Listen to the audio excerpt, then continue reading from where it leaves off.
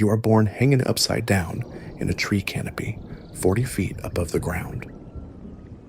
Your mother grips a branch with claws that could slice through leather, but she uses them gently now, cradling you against her chest.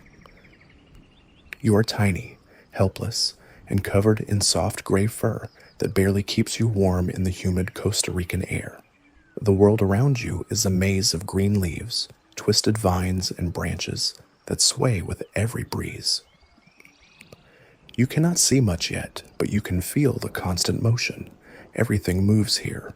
Nothing stays still. Your mother has been preparing for this moment for 11 months. That is how long you have been growing inside her, longer than most animals your size.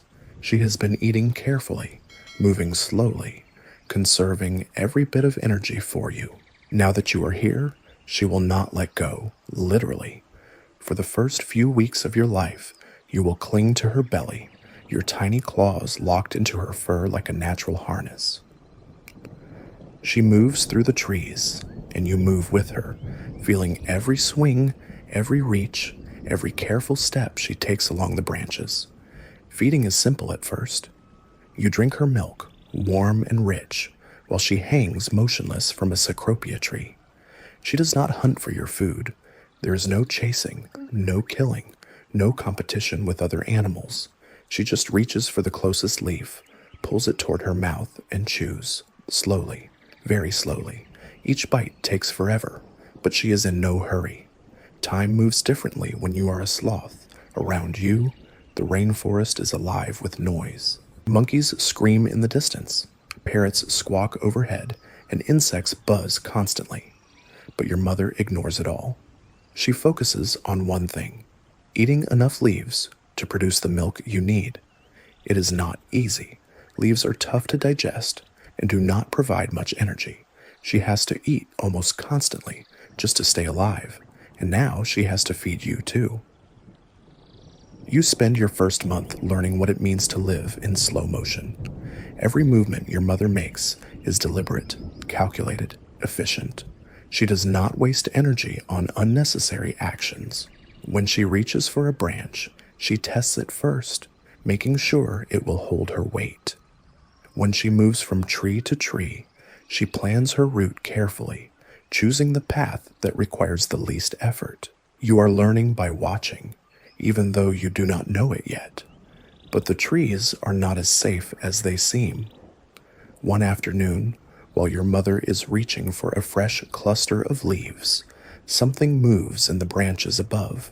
It is silent at first, just a shadow shifting through the canopy. Then you feel your mother tense. Her grip on the branch tightens, and she stops chewing. She has spotted the danger before you even know it is there. A harpy eagle circles overhead, its massive wings cutting through the air without a sound. It is one of the most powerful predators in the rainforest, with talons strong enough to crush bones and eyes sharp enough to spot movement from incredible distances. Your mother knows this. She also knows that moving quickly will only draw its attention. So she does what sloths do best. She freezes. For 20 minutes, neither of you moves. Your mother hangs perfectly still, her breathing so slow and shallow that she might as well be dead. You stay pressed against her chest, feeling her heartbeat through her fur. The eagle continues to circle, searching for prey, but it does not see you. To the eagle, you and your mother look like just another clump of moss hanging from a tree branch. Your fur is the perfect camouflage, blending seamlessly with the algae that grows on the bark. Finally, the eagle moves on, disappearing deeper into the forest. Your mother waits another 10 minutes before she dares to move again, just to be sure. This is your first lesson in survival.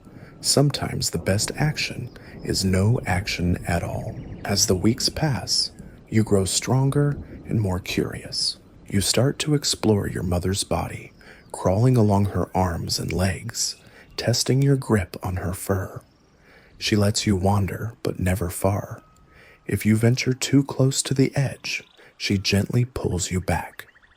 The ground is 40 feet below, and a fall from this height would kill you instantly. You also begin to notice the world beyond your mother. The trees are full of life you have never seen before. Bright blue morpho butterflies flutter past, their wings catching the sunlight that filters through the leaves. Tiny frogs, no bigger than your claw, hop from branch to branch, their skin glistening with moisture. Somewhere in the distance, a toucan calls out, its voice echoing through the canopy. But you are not interested in any of these creatures. You are interested in leaves. Your mother reaches for a cecropia leaf, and you watch closely as she pulls it toward her mouth. She chews slowly, methodically, breaking down the tough fibers with her flat teeth. You reach out with one tiny paw and touch the leaf. It feels rough and waxy, nothing like the soft warmth of your mother's milk. At 6 weeks old, you try your first solid food. Your mother is chewing a young cecropia leaf when you lean forward and take a small bite. The taste is bitter and earthy, completely different from anything you have experienced. You chew slowly, copying your mother's movements, but the leaf is hard to swallow. Your digestive system is not ready for this yet, but you are learning. Your mother watches you carefully. She knows this is an important moment. Soon, you will need to eat leaves to survive, and not just any leaves, the right leaves. There are hundreds of plant species in the rainforest, but only a few dozen are safe for sloths to eat. Some are poisonous, others are too tough to digest, and many simply do not provide enough nutrition to be worth the effort. Your mother has spent years learning which plants to eat and which to avoid, and now she has to teach you. She starts with cecropia trees because they are the easiest. The leaves are large, soft, and relatively nutritious. More importantly, they are safe. As you get older, she will introduce you to other plants, trumpet trees, fig trees, and various vines that grow throughout the canopy. Each plant has its own taste, its own texture, its own nutritional value. You will need to learn them all. But eating is only part of your education. You also need to learn how to move through the trees safely. Your mother's claws are perfectly designed for gripping branches. They are long, curved, and incredibly strong, capable of supporting her entire body weight from a single point. You have the same claws, but yours are still small and weak. You practice gripping different surfaces: smooth bark, rough bark, thin vines, thick branches. Each surface requires a different technique. Moving through the canopy is like navigating a three-dimensional maze. Branches connect at odd angles. Some are strong enough to support your weight, while others will snap if you put too much pressure on them. Vines dangle everywhere, some thick enough to climb, others so thin they will break if you touch them. Your mother knows this maze by heart. She has been traveling these same routes for years, memorizing every safe path, every reliable handhold, every shortcut between feeding areas. You follow her movements closely, watching how she tests each branch before committing her full weight to it, how she uses her claws to feel for weak spots in the bark, how she distributes her weight evenly to avoid putting too much stress on any single point. It looks effortless, but you are beginning to understand that every movement requires careful planning. One morning, your mother makes a decision that will change your life forever. Instead of staying in the familiar cecropia tree, where you have spent the last 2 months, she begins to move toward a different part of the forest. You cling to her tightly as she navigates through branches you have never seen before, following paths that seem to exist only in her memory. The journey takes most of the day. Your mother moves slowly, stopping frequently to rest and check for danger.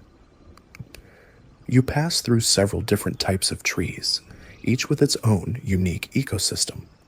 In a strangler fig, you see a family of monkeys are chattering loudly as they search for fruit. In a mahogany tree, a three-toed anteater hangs motionless, its long snout probing the bark for insects. Your mother ignores them all, focused entirely on reaching her destination. Finally, as the sun begins to set, she stops. You have arrived at a massive kapok tree, its trunk so wide that it would take 20 people holding hands to encircle it. The branches stretch out in every direction, creating a complex network of highways through the canopy. This tree is different from the others you have seen. It is older, larger, and more stable. It is also home to more sloths than you have ever seen in one place. You count at least 6 other sloths hanging from various branches, each one moving at the same leisurely pace as your mother. They do not interact with each other. Sloths are solitary creatures, but they coexist peacefully in the same space. This tree provides everything they need: plenty of food, multiple escape routes, and branches strong enough to support their weight safely. Your mother has brought you here for a reason. This kapok tree will be your home for the next several months, the place where you will complete your education and prepare for independence. The tree is like a university for young sloths, offering everything you need to learn about survival in the rainforest. Over the following weeks, you discover that this tree is more complex than you initially realized. Different sections offer different types of food, different levels of safety, and different challenges for navigation. The lower branches are closer to the ground, making them more dangerous, but also easier to reach. The upper branches are safer from ground predators, but more exposed to aerial hunters like hawks and eagles. Your mother teaches you to read the tree like a map, showing you which branches are reliable highways and which are dead ends. She points out the best feeding spots, the safest resting areas, and the quickest escape routes if danger appears. Most importantly, she teaches you to move with patience and precision, never rushing, never taking unnecessary risks. Life as a sloth is not about speed or strength or aggression. It is about efficiency, patience, and making the most of limited resources. Every calorie counts, every movement matters, and every decision could mean the difference between life and death. You are 3 months old now, and your mother has started leaving you alone for short periods. At first, it is terrifying. She disappears into the thick canopy, and you hang motionless on your branch, listening to every sound, wondering if she will come back. The forest feels enormous when you are by yourself, full of threats you cannot see and dangers you do not understand yet. But she always returns, usually with a mouthful of fresh leaves. She chews them slowly while you watch, and sometimes she lets you taste what she is eating. You are learning that different leaves have different flavors, different textures, different effects on your body. Some give you energy, others make you sleepy, and a few make your stomach feel strange. Your mother knows which is which, and she is teaching you through example. Your digestive system is unlike anything else in the animal kingdom. Inside your stomach, bacteria work slowly to break down the tough cellulose in leaves, a process that can take up to a month to complete. This is why you move so slowly. Most of your energy goes toward digestion. Your stomach takes up nearly a third of your body weight when it is full, making you heavy and sluggish. But this is normal. This is how sloths survive. During one of your mother's absences, something unexpected happens. You are hanging peacefully from your usual branch when you hear a rustling sound below. You freeze, remembering the lessons about staying perfectly still when danger is near. But this sound is different from the usual forest noises. It is deliberate, methodical, getting closer. A jaguar emerges from the undergrowth, 40 feet below you. It is massive, with muscles rippling beneath its spotted coat and eyes that scan the canopy with deadly precision. Jaguars are excellent climbers, capable of scaling trees to hunt prey that thinks it is safe in the branches. You have never seen one before, but something deep in your instincts tells you to be afraid. The jaguar circles the base of your tree, sniffing the air. It knows something is up there, but it cannot pinpoint your exact location. Your gray-green fur blends perfectly with the moss and lichen that cover the bark, making you nearly invisible. You remain absolutely motionless, not even daring to breathe deeply. Minutes pass like hours. Then, just as suddenly as it appeared, the jaguar loses interest and disappears back into the forest.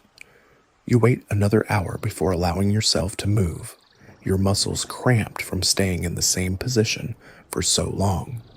When your mother finally returns, you want to tell her what happened, but sloths do not communicate that way. Instead, you simply press closer to her, grateful for her warmth and presence. As you grow older, your mother begins to venture further from the kapok tree, and your journeys become longer and more complex. You travel through different layers of the rainforest, each with its own unique challenges and opportunities. In the emergent layer, where the tallest trees poke above the main canopy, the branches are thinner and more flexible. You learn to move with the sway of the tree, using the natural motion to help propel you from branch to branch. In the understory, where less sunlight penetrates, the leaves are larger and softer, easier to digest, but less nutritious. You discover that eating here requires consuming more volume to get the same energy. Your mother shows you how to select the youngest, most tender leaves, which provide better nutrition with less effort. You also encounter other creatures during these travels. A kinkajou, with its long prehensile tail and big round eyes, watches you curiously from a nearby branch. It moves much faster than you do, scrambling through the trees with quick, agile movements. But it also expends much more energy, constantly searching for fruit and insects to fuel its active lifestyle. You begin to understand that your slow pace is not a weakness. It is an adaptation that allows you to survive on low-energy food that other animals cannot or will not eat. One day, while hanging from a branch in a trumpet tree, you witness something that changes your understanding of the forest. A troop of howler monkeys passes through, their deafening calls echoing through the canopy as they mark their territory. They move quickly and aggressively, fighting over the best feeding spots and chasing each other through the branches with reckless abandon. But their speed and aggression come at a cost. You watch as one monkey, in its haste to claim a particularly attractive cluster of fruit, misjudges a jump between branches. It falls 20 feet before managing to grab a vine, its body slamming into the trunk of a tree with a sickening thud. The monkey survives, but it is clearly injured, limping as it climbs back up to rejoin its troop. Your mother observes this scene with the same calm detachment she shows toward everything else. She does not judge the monkeys for their recklessness, but she does not emulate them either. When the troop finally moves on, leaving behind a scattering of half-eaten fruit, she slowly makes her way to the abandoned feeding site. She examines the fruit carefully, selecting only the pieces that are perfectly ripe and free from damage. She eats methodically, wasting nothing. This is another lesson. Patience often provides opportunities that haste overlooks. While other animals rush to claim the most obvious resources, sloths wait for safer, more sustainable options. It is not glamorous, but it works. At 4 months old, you are beginning to develop your own preferences for food. While your mother prefers cecropia leaves, you find yourself drawn to the tender shoots of vines that grow throughout the canopy. They are harder to reach than the large, obvious leaves, but they taste sweeter and seem easier to digest. Your mother watches as you make these choices, occasionally guiding you away from plants that might be harmful, but generally allowing you to explore your own tastes. This process of learning what to eat is more complex than it might seem. The rainforest contains thousands of plant species, and many of them are toxic to mammals. Some plants produce compounds that can cause nausea, others can damage your liver, and a few can kill you outright. Your mother has spent years learning to distinguish between safe and dangerous plants, often by observing which ones other sloths avoid. But even safe plants are not all equally nutritious.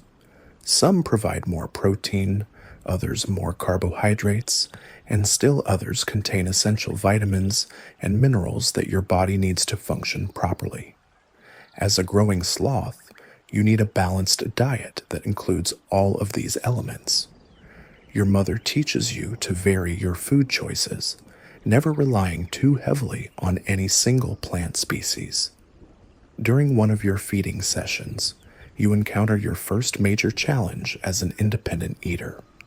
You have spotted a cluster of young leaves on a thin branch that extends far from the main trunk of the tree. The leaves look perfect, tender, green, and untouched by other animals, but reaching them will require you to crawl out along a branch that might not support your weight. You test the branch carefully, the way your mother taught you. It flexes under your weight, but does not break. You move slowly, distributing your weight as evenly as possible, feeling the branch bend with each step. Halfway to your goal, the branch begins to creak ominously. You freeze, assessing the situation. The smart thing to do would be to turn back, to find food that is easier and safer to reach. But you are young, and the leaves look so appealing. You decide to continue, moving even more slowly than before. The branch bends further, bringing you closer to the vertical than you have ever been while hanging from a tree. Just as you reach the leaves, the branch snaps. For a terrifying moment, you are falling through space, 40 feet above the forest floor. Your claws scramble desperately for anything to grab onto, and somehow, miraculously, you manage to catch a vine that hangs nearby. The vine holds, swinging you like a pendulum until you can grab onto a more stable branch. Your heart is pounding, or at least, it is pounding as fast as a sloth's heart can pound. You hang motionless for several minutes, recovering from the shock. When you finally look up, you see your mother watching you from a nearby tree. She has been observing the entire incident, ready to help if necessary, but allowing you to learn from your own mistakes. This is a turning point in your development. You have faced real danger and survived through a combination of preparation, instinct, and luck. The experience teaches you respect for the forest and the importance of always having a backup plan.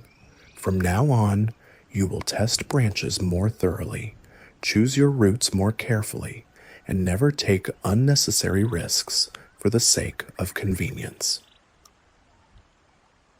Your mother seems to sense this change in you. Over the following weeks, she begins to leave you alone for longer periods, sometimes disappearing for entire days. You spend these times practicing the skills she has taught you, finding food, navigating through the trees, staying hidden from predators, and conserving energy. Each day, you become a little more confident, a little more capable of surviving on your own. The rainy season arrives with a vengeance, turning the forest into a different world. Water cascades from the canopy in torrents, making every surface slippery and dangerous. The constant moisture causes your fur to become heavy and waterlogged, making movement even more difficult than usual. But rain also brings new growth, and with it, fresh food opportunities. Young leaves sprout from branches throughout the forest, tender and nutritious. Flowers bloom in spectacular displays of color, attracting insects and birds from across the rainforest. The air becomes thick with humidity and the scent of growing things. For sloths, this is the season of abundance, when food is plentiful and the living is relatively easy. But the rain also brings challenges. Your fur, designed to provide camouflage and insulation, becomes a liability when soaked. The extra weight makes it harder to move between branches, and the constant dampness can lead to fungal infections if you are not careful. You learn to seek shelter during the heaviest downpours, finding dense clusters of leaves that provide some protection from the deluge. During one particularly intense storm, you discover something remarkable about your species. As the rain pounds down and the wind whips the trees back and forth, you notice that other animals flee to safety. Birds huddle in their nests, monkeys take shelter in tree hollows, and even the hardiest insects disappear. But you and the other sloths simply hang on, riding out the storm with the same patient endurance you bring to everything else. The secret is in your grip. Your claws can lock onto branches with such strength that it would take tremendous force to dislodge you. Combined with your low center of gravity and flexible joints, this gives you incredible stability in conditions that would be dangerous for other arboreal animals. You sway with the trees, bending but not breaking, waiting for the storm to pass. When the storm finally passes, you emerge to find the forest transformed. New streams trickle down tree trunks, pooling in the crevices of bark and the cups of bromeliads. The air smells different, cleaner or richer, alive with possibilities. You stretch your limbs, working out the stiffness from hanging motionless for hours, and begin your search for breakfast. At 5 months old, you have developed your own routine. You wake before dawn, when the forest is still dark and quiet. This is the safest time to move, when most predators are either asleep or hunting elsewhere. You make your way slowly through familiar branches, following routes your mother showed you, but now navigating them independently. Each journey takes planning. You cannot simply wander aimlessly through the canopy. Every movement must have purpose. Every calorie must be earned efficiently. Your stomach guides most of your decisions now. The bacterial soup inside your gut has been developing since your first taste of solid food, and it has become incredibly specialized. Certain bacteria break down cecropia leaves, others handle trumpet tree bark, and still others process the various vines and fruits you encounter. This internal ecosystem is unique to you. No two sloths have exactly the same bacterial composition, which is why your mother's food choices might not work for you. You have learned to listen to your body's signals. When you eat certain leaves, you feel energized and alert. Others make you drowsy, and a few cause mild discomfort that tells you to avoid them in the future. Your digestive system is like a slow-motion chemistry experiment, constantly processing and reprocessing the tough plant matter you consume. Sometimes you can feel the food moving through your intestines, a gentle pressure that reminds you of the complex biological processes keeping you alive. The forest around you operates on multiple time scales simultaneously. Insects live and die in days. Birds and mammals follow seasonal patterns, but trees measure their lives in decades or centuries. As a sloth, you exist somewhere in between, moving through your days with deliberate slowness while the world rushes past around you. A butterfly that seems to dance frantically through the air is actually following its own careful choreography, but to you it appears almost manic in its urgency. One morning, you encounter something you have never seen before, another young sloth, about your age, hanging from a branch just 20 feet away. It is the first time you have been this close to another sloth, besides your mother. You study each other with cautious curiosity, neither moving from your respective positions. The other sloth is slightly smaller than you, with fur that carries a greenish tint from algae growth.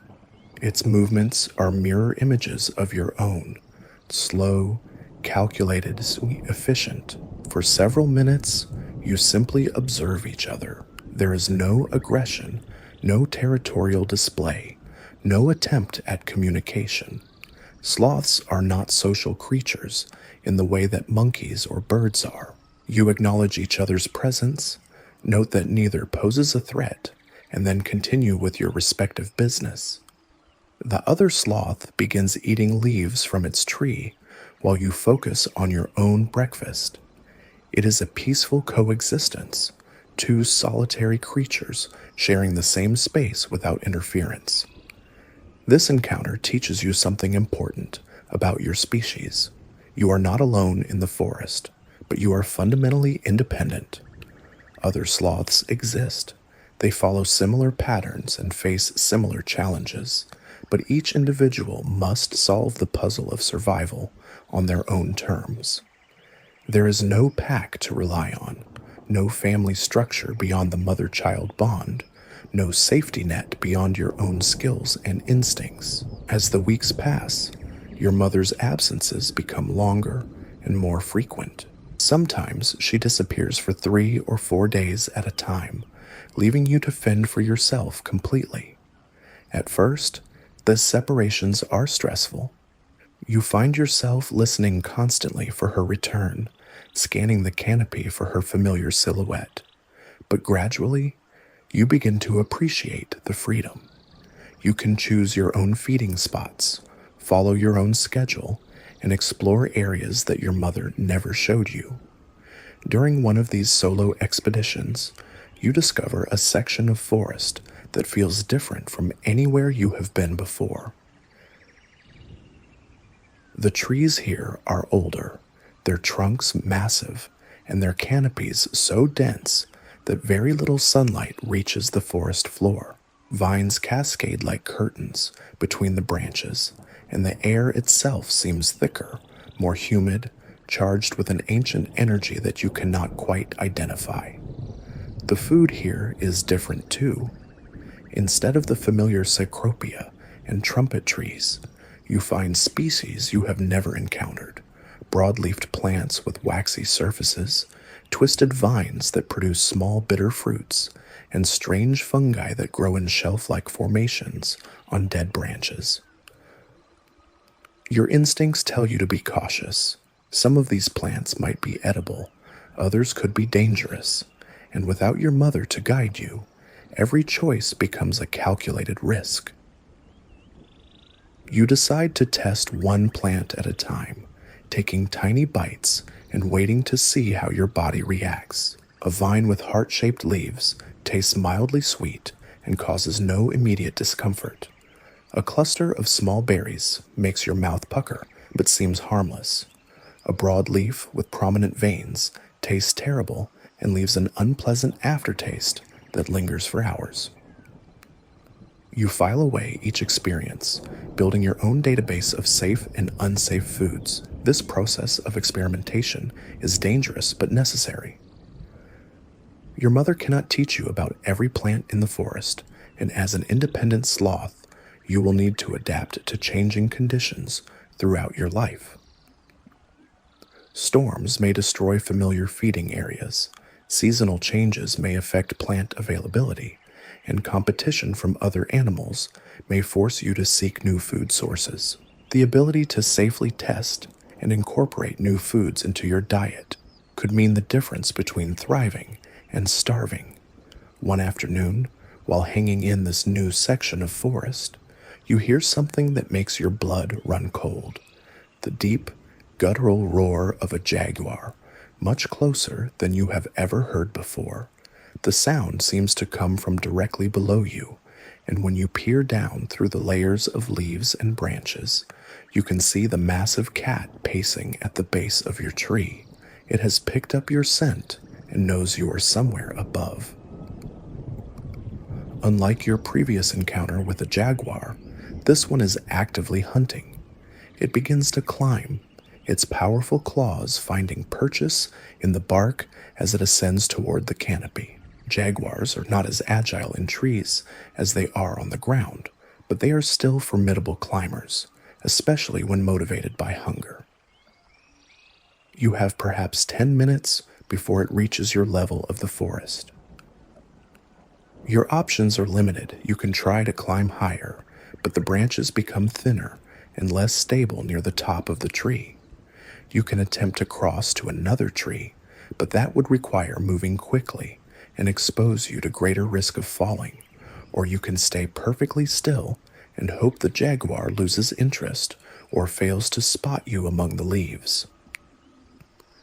You choose a fourth option, one that your mother never taught you explicitly, but that emerges from some deep instinct.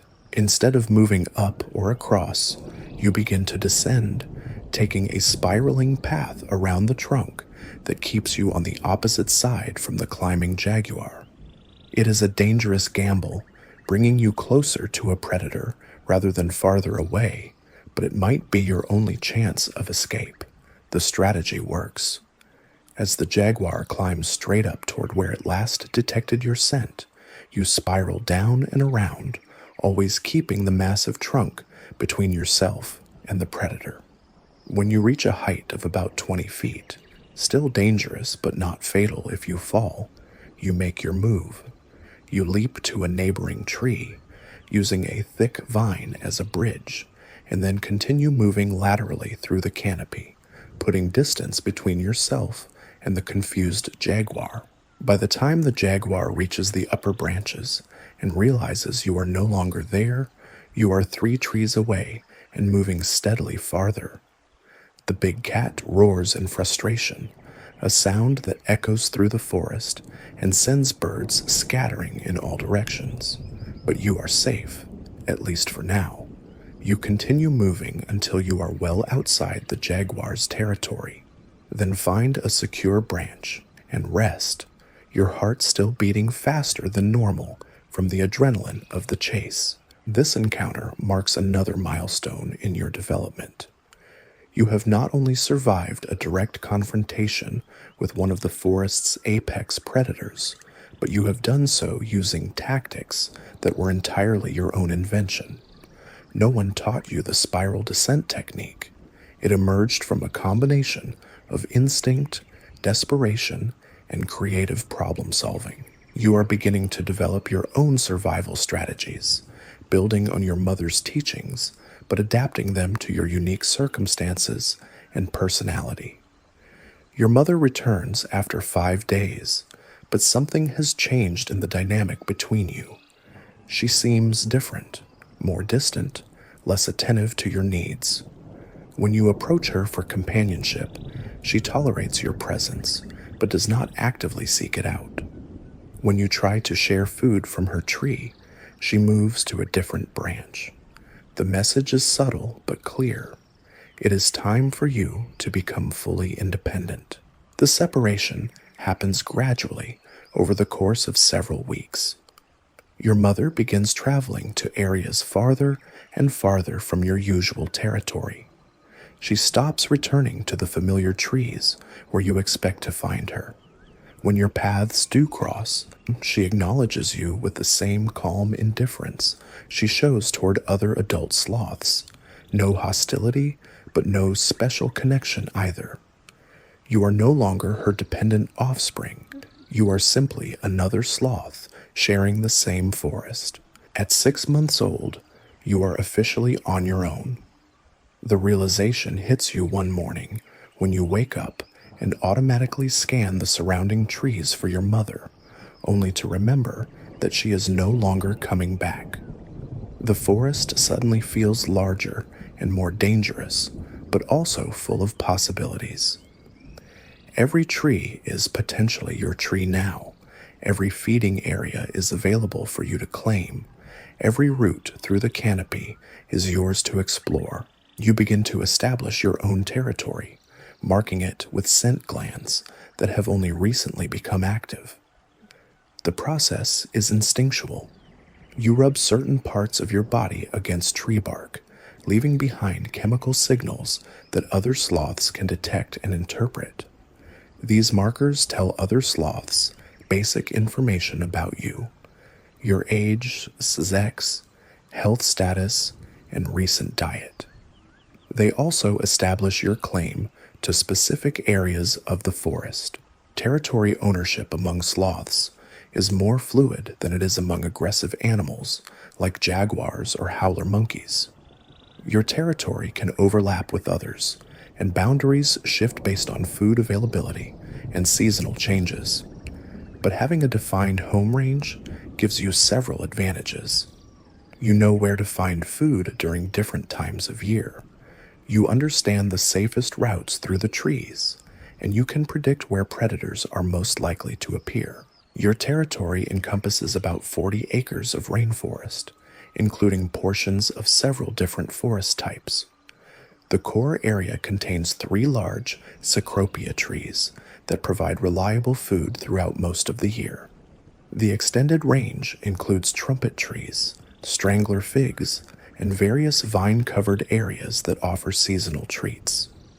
You also maintain access to 2 different water sources, a stream that runs through a small clearing and a series of bromeliad plants that collect rainwater in their cup-shaped leaves.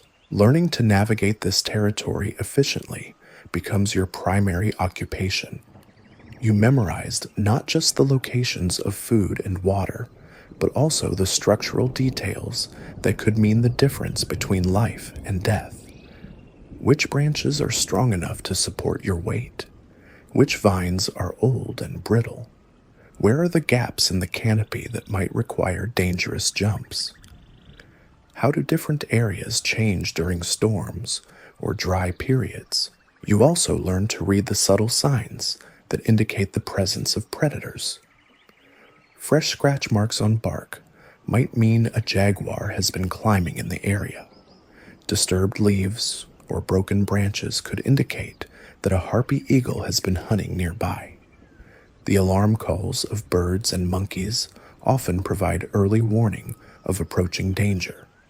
Even the behavior of insects can tell you important information. When mosquitoes and other biting flies suddenly disappear, it might mean that a larger predator has entered the area. Food management becomes a complex science. Different plants provide nutrition at different times of the year, and you must plan your feeding schedule to take advantage of peak growing seasons. Young cecropia leaves are most nutritious in the early morning when they are full of moisture from the night air. Trumpet tree flowers are sweetest just after they bloom, but become bitter within a few days. Certain vines produce fruit only during specific months, and timing your visits correctly can mean the difference between a feast and a famine. Your digestive system continues to evolve and adapt to your changing diet.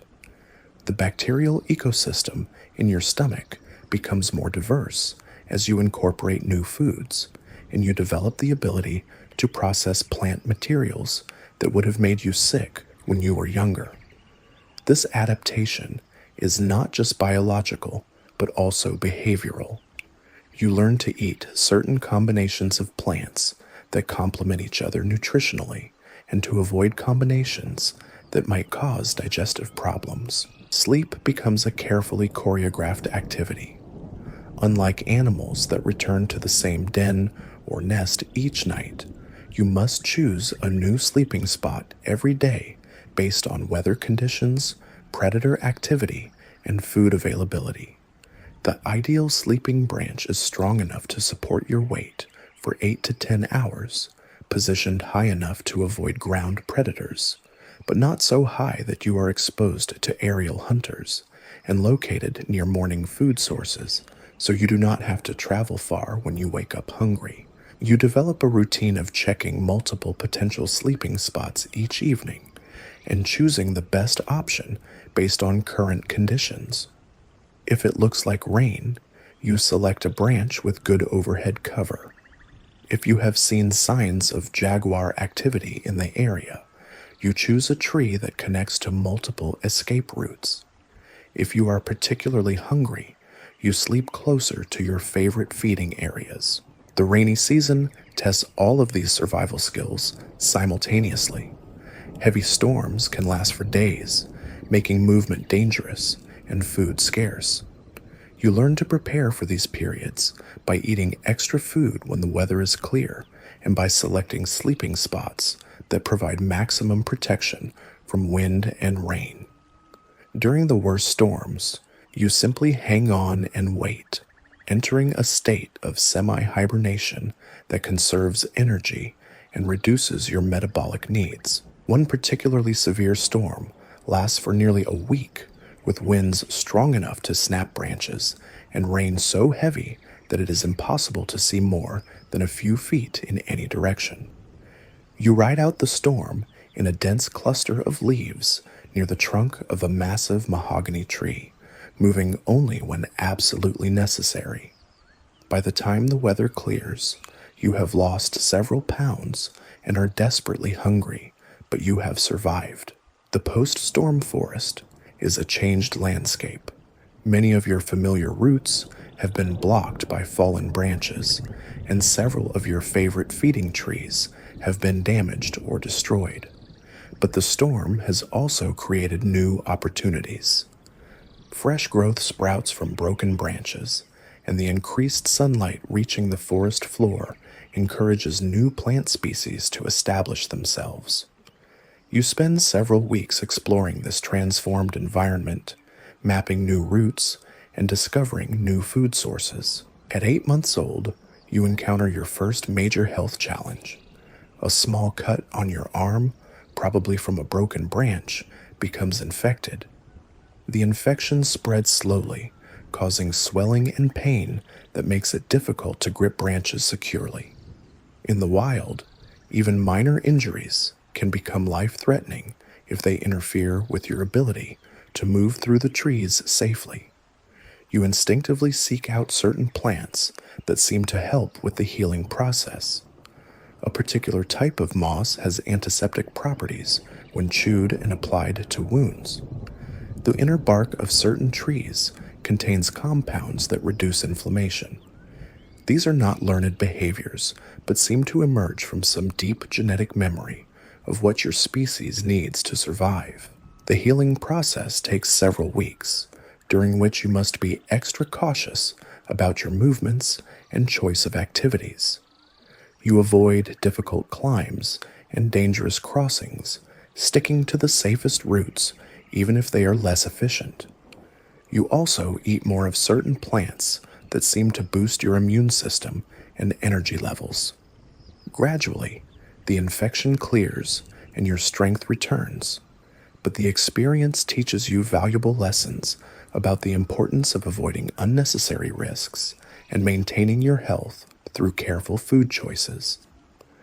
As your first year of life draws to a close, you have transformed from a helpless infant clinging to your mother's belly into a capable, independent survivor. You have learned to find food efficiently, avoid predators successfully, navigate the complex three-dimensional maze of the rainforest canopy, and solve problems that no one could have taught you in advance. You have established your own territory, developed your own routines, and survived challenges that would have killed you just months earlier. But you are still far from fully mature. Your body will continue growing for several more years, and your knowledge of the forest will deepen with every season you survive. The bacterial ecosystem in your digestive system will continue evolving, allowing you to process new types of food and extract maximum nutrition from the plants you eat. Your territorial boundaries will shift and expand as you gain confidence and experience. Most importantly, you will continue learning. The rainforest is constantly changing. New plants establish themselves, old trees fall and are replaced by new growth. Weather patterns shift with climate cycles, and predator populations fluctuate based on prey availability and human activity. As a sloth, your survival depends on your ability to adapt to these changes while maintaining the fundamental behaviors that have allowed your species to thrive for millions of years. The forest around you operates according to rules that are much older and more complex than any individual animal can fully comprehend. Your role in this ecosystem is both humble and essential. You are a processor of leaves, a slow-motion bridge between the plant and animal worlds, a living testament to the power of patience and efficiency over speed and aggression. You take the energy stored in leaves through photosynthesis and convert it into the biological processes that keep you alive, while your waste products fertilize the very trees that feed you. Your second year begins with a discovery that changes everything you thought you knew about being alone. While hanging from your usual morning perch in a cecropia tree, you notice movement in the branches above. It's not the quick, frantic motion of a bird or monkey. It's the deliberate, measured movement of another sloth. But this one is different from the young sloth you encountered months ago. This one is larger, older, and moving with a confidence that you don't yet possess. You freeze, watching as the adult sloth descends through the branches with practiced ease. Every movement is calculated. Every grip tested before full weight is committed. This sloth has survived multiple years in the forest, weathered countless storms, avoided predators you haven't even encountered yet. You study its technique, noting subtle differences in how it positions its claws, how it distributes its weight, how it chooses its path through the maze of branches. The older sloth seems aware of your presence, but shows no concern. It settles onto a branch about 15 feet away and begins its morning meal, methodically stripping leaves from a vine you've never seen before. The plant looks unremarkable, as small, waxy leaves on a thin stem, but the older sloth eats it with obvious satisfaction. You file this information away, adding another item to your growing catalog of potentially edible plants. For the next hour, you observe this master class in sloth efficiency. The older sloth moves between 3 different plant species, sampling each in a specific sequence that seems deliberately planned. First, the mystery vine, then young cecropia shoots, finally the tender inner bark of a trumpet tree. Each food choice appears to serve a different nutritional purpose, creating a balanced meal that maximizes energy intake while minimizing digestive stress. When the older sloth finally moves on, disappearing into the deeper canopy, you immediately investigate the plants it was eating.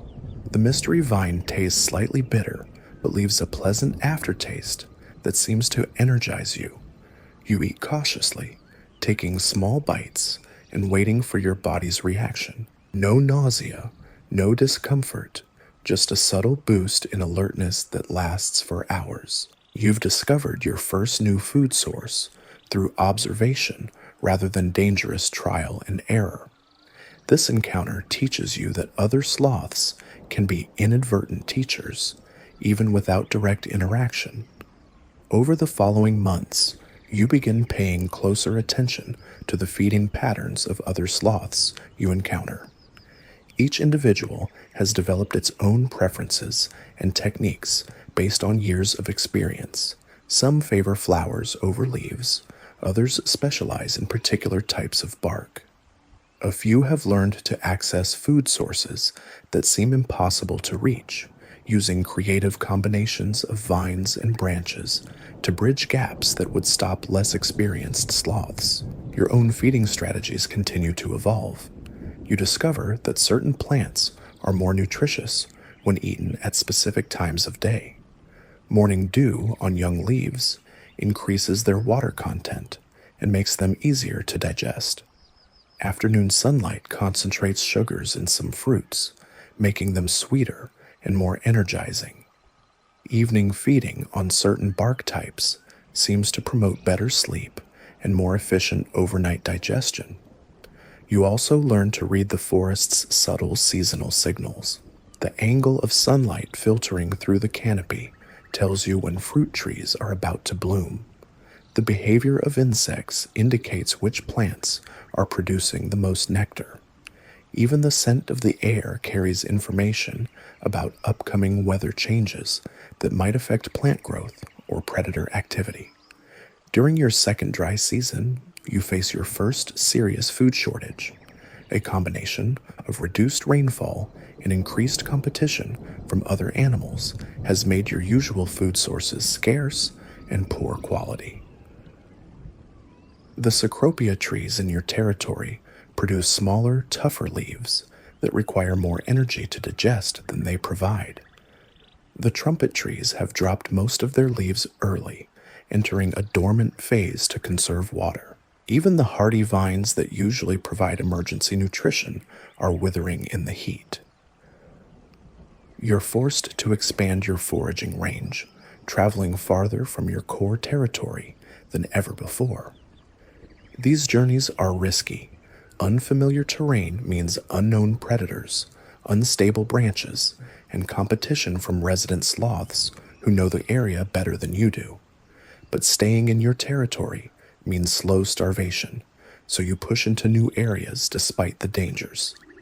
3 miles from your home range, you discover an oasis, a small valley where a hidden spring keeps several large trees green and productive even during the drought. The area supports a surprising diversity of plant life, including species you've never encountered before. But it also supports more sloths than you've ever seen in one place.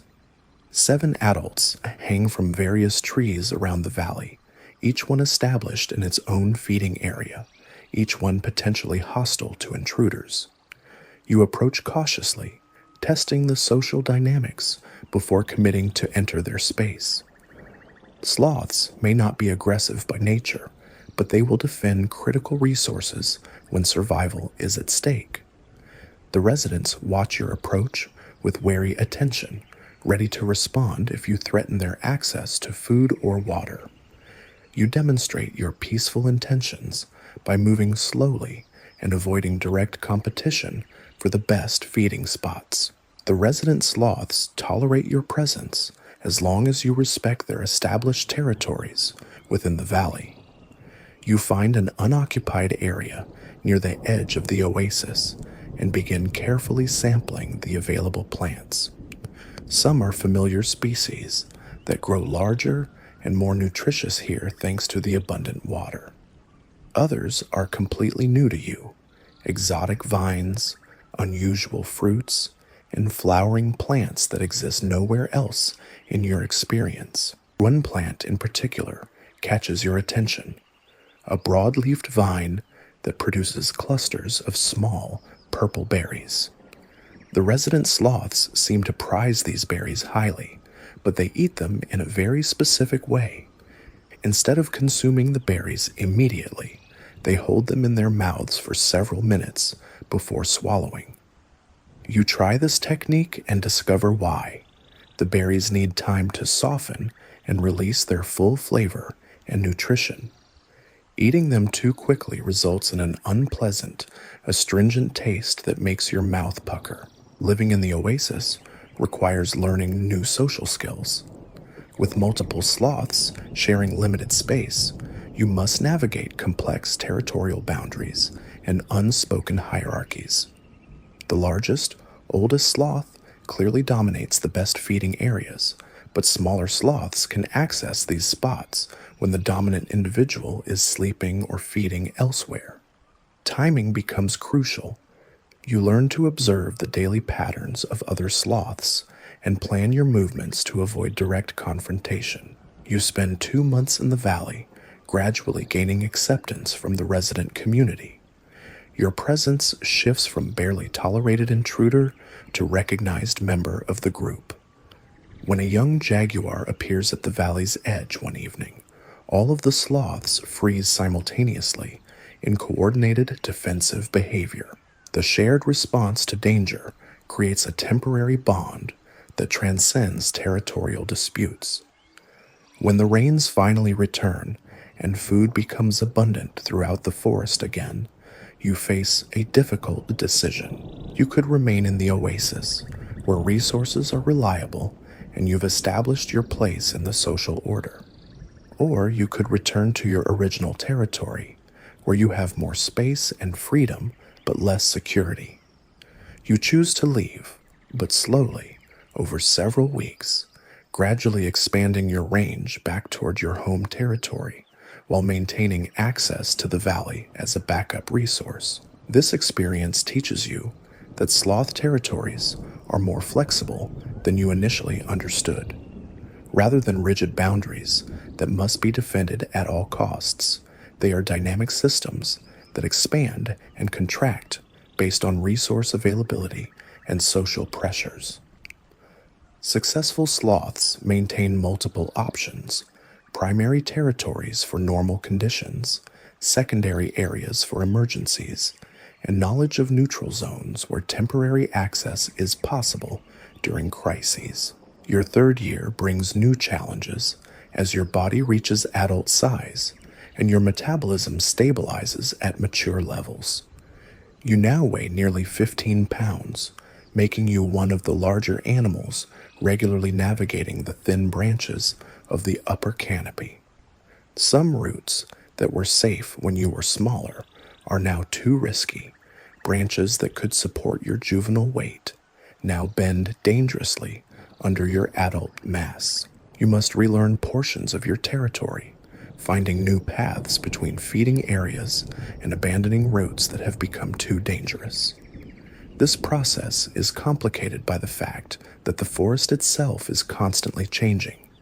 Trees grow, branches break, new vines establish themselves, and old ones die. Your mental map of the canopy must be updated continuously to remain accurate and safe. The increased size brings advantages as well as challenges. You can now access food sources that were previously out of reach, breaking branches that would have been too tough for your smaller jaws and claws. Your longer limbs allow you to bridge gaps between trees that once required risky jumps. Most importantly, your larger size makes you a less attractive target for some predators. While you're still vulnerable to jaguars and large raptors, smaller predators like snakes and coatis are less likely to view you as potential prey.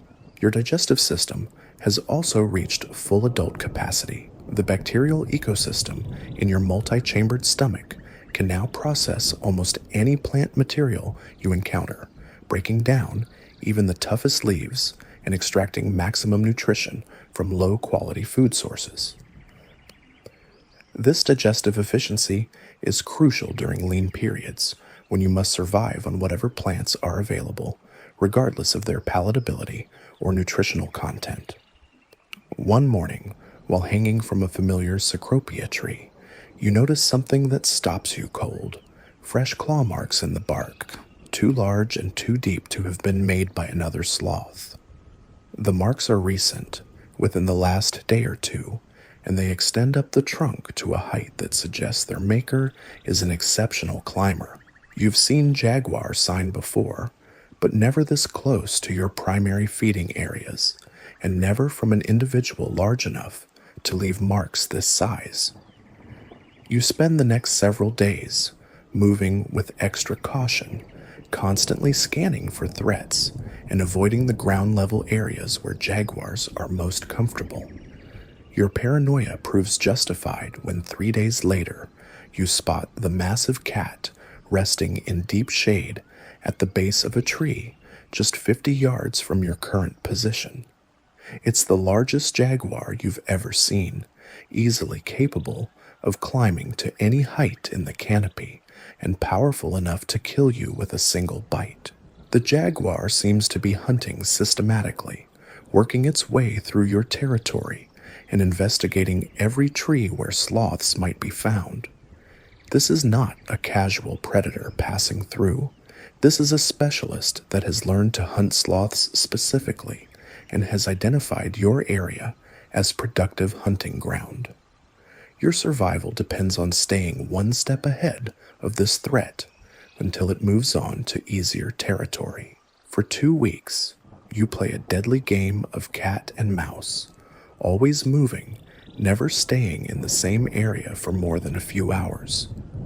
You abandon your normal feeding schedule and established routes, instead moving unpredictably through marginal areas where the jaguar is less likely to search. You eat whatever you can find quickly and quietly, never lingering long enough to be tracked to a specific location. The constant stress takes a toll on your body and mind. You lose weight from irregular feeding and poor quality food. Your sleep is fitful and brief, interrupted by every sound that might indicate the jaguar's approach. Your movements become jerky and nervous, lacking the smooth efficiency that normally characterizes sloth behavior. You're operating in survival mode, focused entirely on staying alive from 1 hour to the next. The crisis ends as suddenly as it began. One morning, the jaguar's scent trail leads away from your territory toward a different section of forest. Either it has found easier hunting elsewhere, or it has simply moved on as part of its natural territorial patrol. You wait 3 days to be sure, then cautiously return to your normal routines and feeding areas. The experience leaves you permanently changed. You now maintain mental maps of multiple escape routes from every location in your territory. You vary your daily patterns more than before, never becoming too predictable in your movements or timing. Most importantly, you've learned to read the subtle signs that indicate when a systematic predator is operating in your area.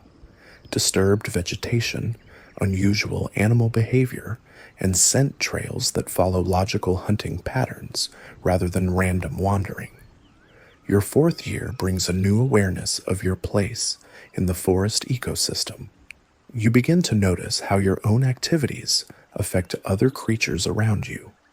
The leaves you eat provide food for the insects that live on them, which in turn feed the birds that nest nearby. Your waste fertilizes the very trees you depend on for food and shelter. Even your slow movements through the canopy create air currents that help disperse seeds and pollen from the plants you brush against. You also begin to understand the complex relationships between different plant species in your territory. Some trees depend on others for support, sending out roots that intertwine with their neighbors' root systems. Certain vines can only grow on specific host trees, while other plants actively compete for sunlight and nutrients. The forest is not just a collection of individual trees and plants. It's a single, interconnected organism in which every component affects every other component. This understanding changes how you move through your territory. Instead of simply seeing trees as sources of food or platforms for travel, you begin to recognize them as part of a living system that you are helping to maintain. Your careful movements avoid damaging young plants. Your selective feeding practices ensure that no single plant species is overharvested. Your presence even helps some plants by dispersing their seeds to new locations where they can establish themselves. During a particularly abundant fruiting season, you discover something remarkable about your own biology. Certain fruits that you eat pass through your digestive system largely unchanged, emerging in your waste as viable seeds surrounded by rich fertilizer. You are not just consuming the forest's products, you are actively participating in its reproduction and expansion. Every bowel movement becomes an act of gardening, planting new trees and vines throughout your territory. This realization gives new meaning to your weekly descent to the forest floor for elimination. What you once saw as a dangerous necessity, the most vulnerable moment in your weekly routine, you now understand as your most important contribution to the ecosystem. The seeds you deposit will grow into the trees that future generations of sloths will depend on for survival. You are not just living in the forest, you are helping to create it. Your elimination routine becomes more thoughtful and strategic. Instead of simply relieving yourself at the base of whatever tree happens to be convenient, you begin selecting locations where new plant growth would be most beneficial. Open areas where additional canopy coverage would provide better protection from aerial predators, gaps between established trees where new growth would create useful travel routes, areas near water sources where young plants would have the best chance of surviving their critical first years. The process is still dangerous. You remain vulnerable to ground predators during the 30 minutes it takes to complete your weekly elimination.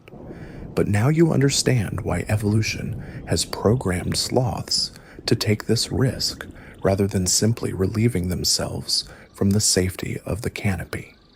Seeds dropped from 40 feet above would scatter randomly and often land in unsuitable locations. Seeds deposited carefully at ground level, surrounded by rich fertilizer and placed in optimal growing conditions, have a much higher chance of successfully establishing new plants. Your 5th year marks the beginning of your reproductive maturity. Hormonal changes affect not just your behavior, but your entire perception of the world around you. Scents that you previously ignored now carry important information about the presence and condition of other sloths in your area. You begin to pay attention to the scent markings left by other adults, learning to distinguish between males and females, young and old, healthy and sick individuals. Your own scent glands become more active, producing complex chemical signals that communicate your species, age, sex, health status, and reproductive condition to any sloth that encounters your trail. You begin marking your territory more systematically, not just claiming space, but advertising your presence to potential mates who might be searching for partners. The forest around you takes on new dimensions of meaning. Trees are no longer just sources of food and shelter. They are potential nesting sites where you might one day raise offspring. Roots through the canopy are evaluated not just for safety and efficiency, but for their suitability for a pregnant female who would be heavier and less agile than your current self. Areas that provide reliable food sources become more important as you consider the nutritional needs of reproduction and child rearing. But finding a mate requires patience, even by sloth standards. Adult sloths maintain large territories with minimal overlap, and encounters with potential partners are rare and brief. You might go months without seeing another adult sloth, and when you do encounter one, the interaction might last only minutes before you each continue on your separate ways. Building the kind of relationship that leads to successful reproduction requires perfect timing, compatible territories, and a complex dance of chemical communication that unfolds over many months. Your 6th year passes without successful mating, but not without important learning experiences. You encounter several potential partners, engage in the slow-motion courtship rituals that characterize sloth reproduction, but nothing develops into the sustained relationship necessary for breeding. Each failed interaction teaches you more about the subtle signals and behaviors that might lead to eventual success. You learn that compatibility involves more than just physical readiness. Potential mates must have territories that are close enough for regular contact, but not so overlapping that they create resource competition. They must have complementary feeding schedules that allow for the extended courtship period that sloth reproduction requires. Most importantly, they must share compatible bacterial ecosystems in their digestive systems. The microbial communities that allow efficient processing of plant material are partially inherited from parents, and successful reproduction requires partners whose bacterial populations can combine effectively in their offspring. The search for a suitable mate drives you to explore areas of the forest far beyond your established territory. These long-distance travels are risky but necessary, exposing you to unfamiliar predators and forcing you to find food and shelter in areas where you have no established knowledge or resources. Some journeys last for weeks, taking you miles from your home territory into forest types you've never experienced before.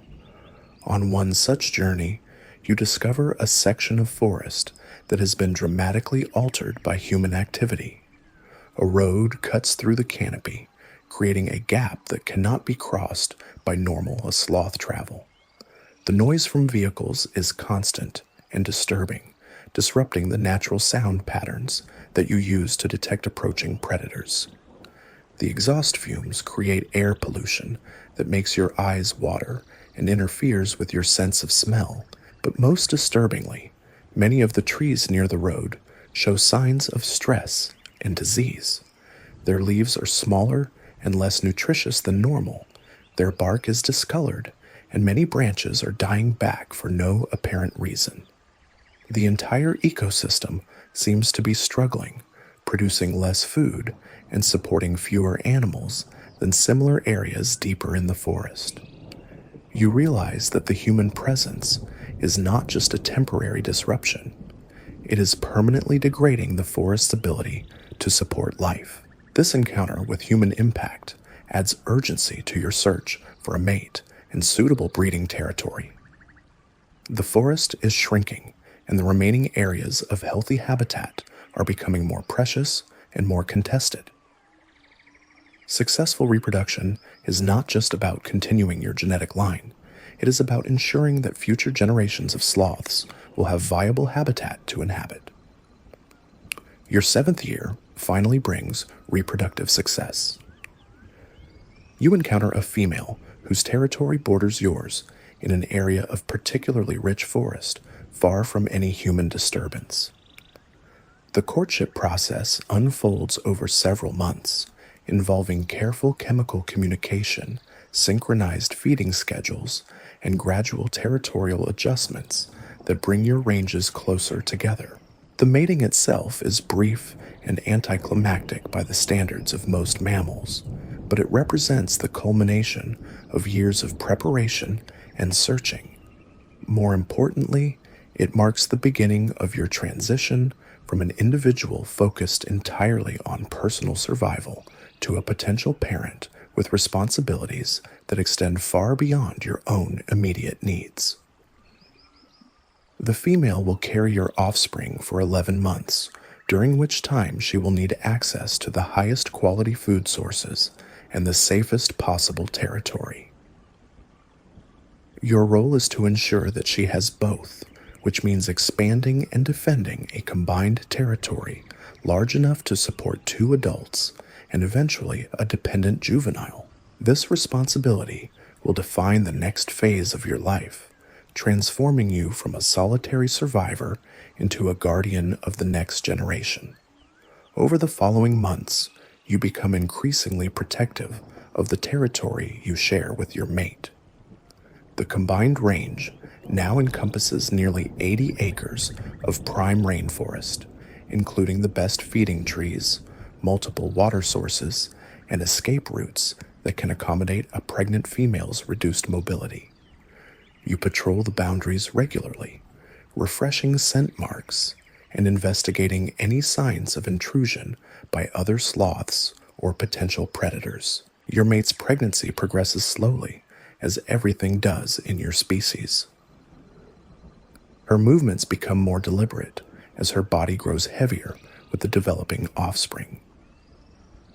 You adjust your own routines to accommodate her changing needs, staying closer to her location and scouting ahead to ensure safe passage through difficult sections of the canopy.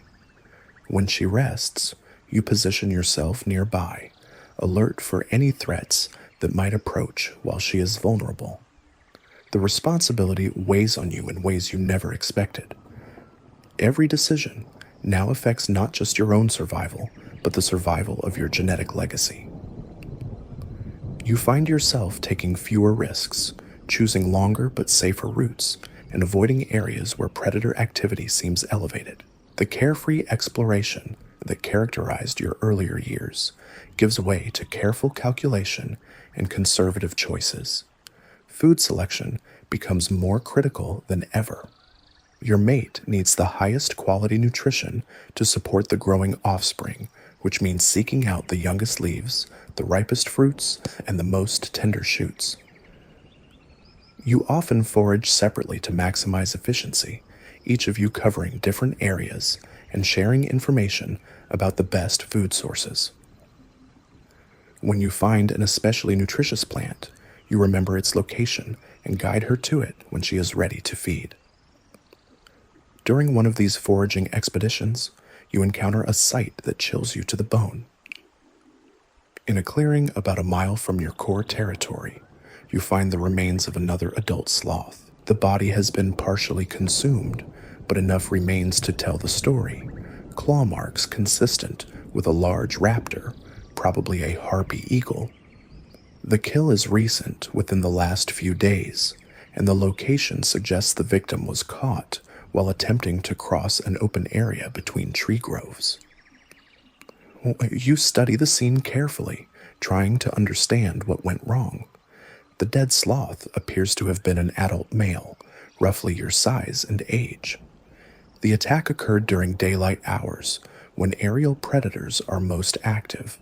Most tellingly, there are signs that the victim was moving quickly, taking risks that a more cautious sloth would have avoided. Perhaps he was rushing to reach food or water, or maybe he was simply careless after years of successful survival. The discovery reinforces your commitment to conservative behavior during this critical period. You share the location with your mate through scent marking, ensuring she knows to avoid the dangerous clearing. You also begin planning alternative routes that bypass all open areas, even if they require significantly more time and energy to traverse. Your mate's appetite increases dramatically as her pregnancy advances. She needs to consume nearly twice as many leaves as normal to support both her own metabolism and the developing offspring. This puts enormous pressure on your shared territory's food resources.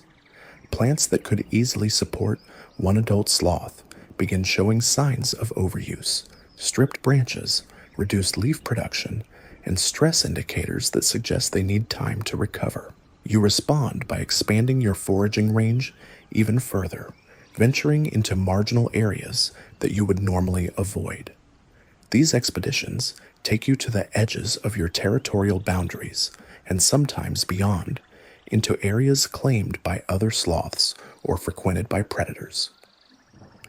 The extra travel time and increased risk are justified by the need to find fresh food sources that can supplement the depleted resources in your core territory. During one such expedition, you discover something unexpected, a grove of trees that appears to have been deliberately cultivated. The spacing is too regular to be natural, and several species that normally don't grow together are thriving in close proximity. It takes you several visits to realize what you're seeing. This is the result of decades of sloth seed dispersal, creating a concentrated food forest that provides exceptional nutrition in a relatively small area.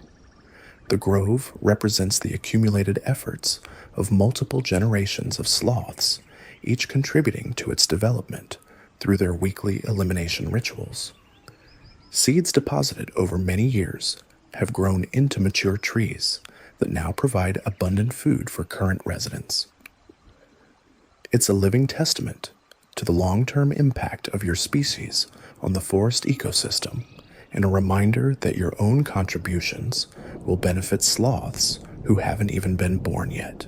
You begin incorporating the grove into your regular foraging rotation, but carefully, overusing this valuable resource could damage it permanently, destroying decades of natural cultivation.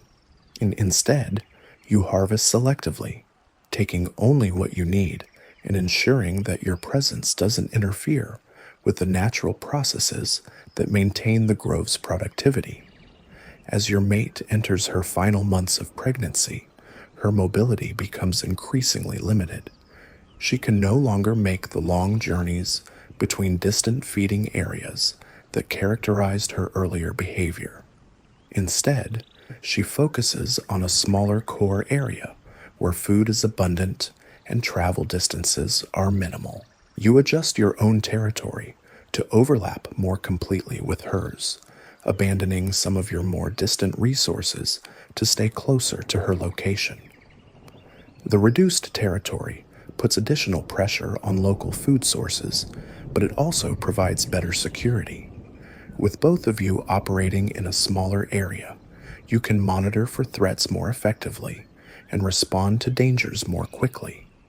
You develop a communication system based on subtle movements and positioning that allows you to coordinate your activities without the loud vocalizations that might attract predators. See, one evening, while your mate rests in a dense cluster of leaves near the main trunk of a large kapok tree, you notice something that makes you freeze with alarm. A snake is moving through the branches above, not the small, harmless species that are common in the canopy, but a large boa constrictor capable of killing and eating an adult sloth. The snake appears to be hunting, moving with the deliberate purpose of a predator following a scent trail. You position yourself between the snake and your mate, ready to intervene if it approaches too closely. Sloths are not defenseless against snakes. Your claws are formidable weapons when properly used, but fighting a large constrictor would be extremely dangerous, especially in the confined space of the tree canopy where maneuvering is limited. Your best hope is that the snake will lose interest and move on to easier prey. The standoff lasts for nearly 2 hours. The snake continues its methodical search of the upper branches while you remain motionless between it and your mate. Your muscles ache from maintaining the same position for so long, but you don't dare move and risk attracting the predator's attention. Finally, as darkness falls, the snake abandons its hunt and disappears into the deeper forest. The incident highlights the increased vulnerability that comes with pregnancy and territorial restrictions. When you were a solitary adult with a large territory, you could simply avoid areas where dangerous predators were active. Now, with your mate's mobility limited and your territory compressed, avoidance is not always an option. You must be prepared to defend your family directly, using whatever weapons and tactics are available to a creature built for efficiency rather than combat. Your mate's behavior changes as her due date approaches. She becomes increasingly selective about her resting spots, testing multiple locations before settling on one that meets her exacting standards. She spends more time grooming herself, paying particular attention to her belly, where the offspring will emerge. Most significantly, she begins seeking out specific plants that she has largely ignored throughout her pregnancy, species with medicinal properties that will help with the birthing process and early infant care. You watch these preparations with fascination and growing anxiety. The birth will mark the beginning of the most vulnerable period in your offspring's life, when it will be completely dependent on its mother for survival and unable to escape if danger threatens.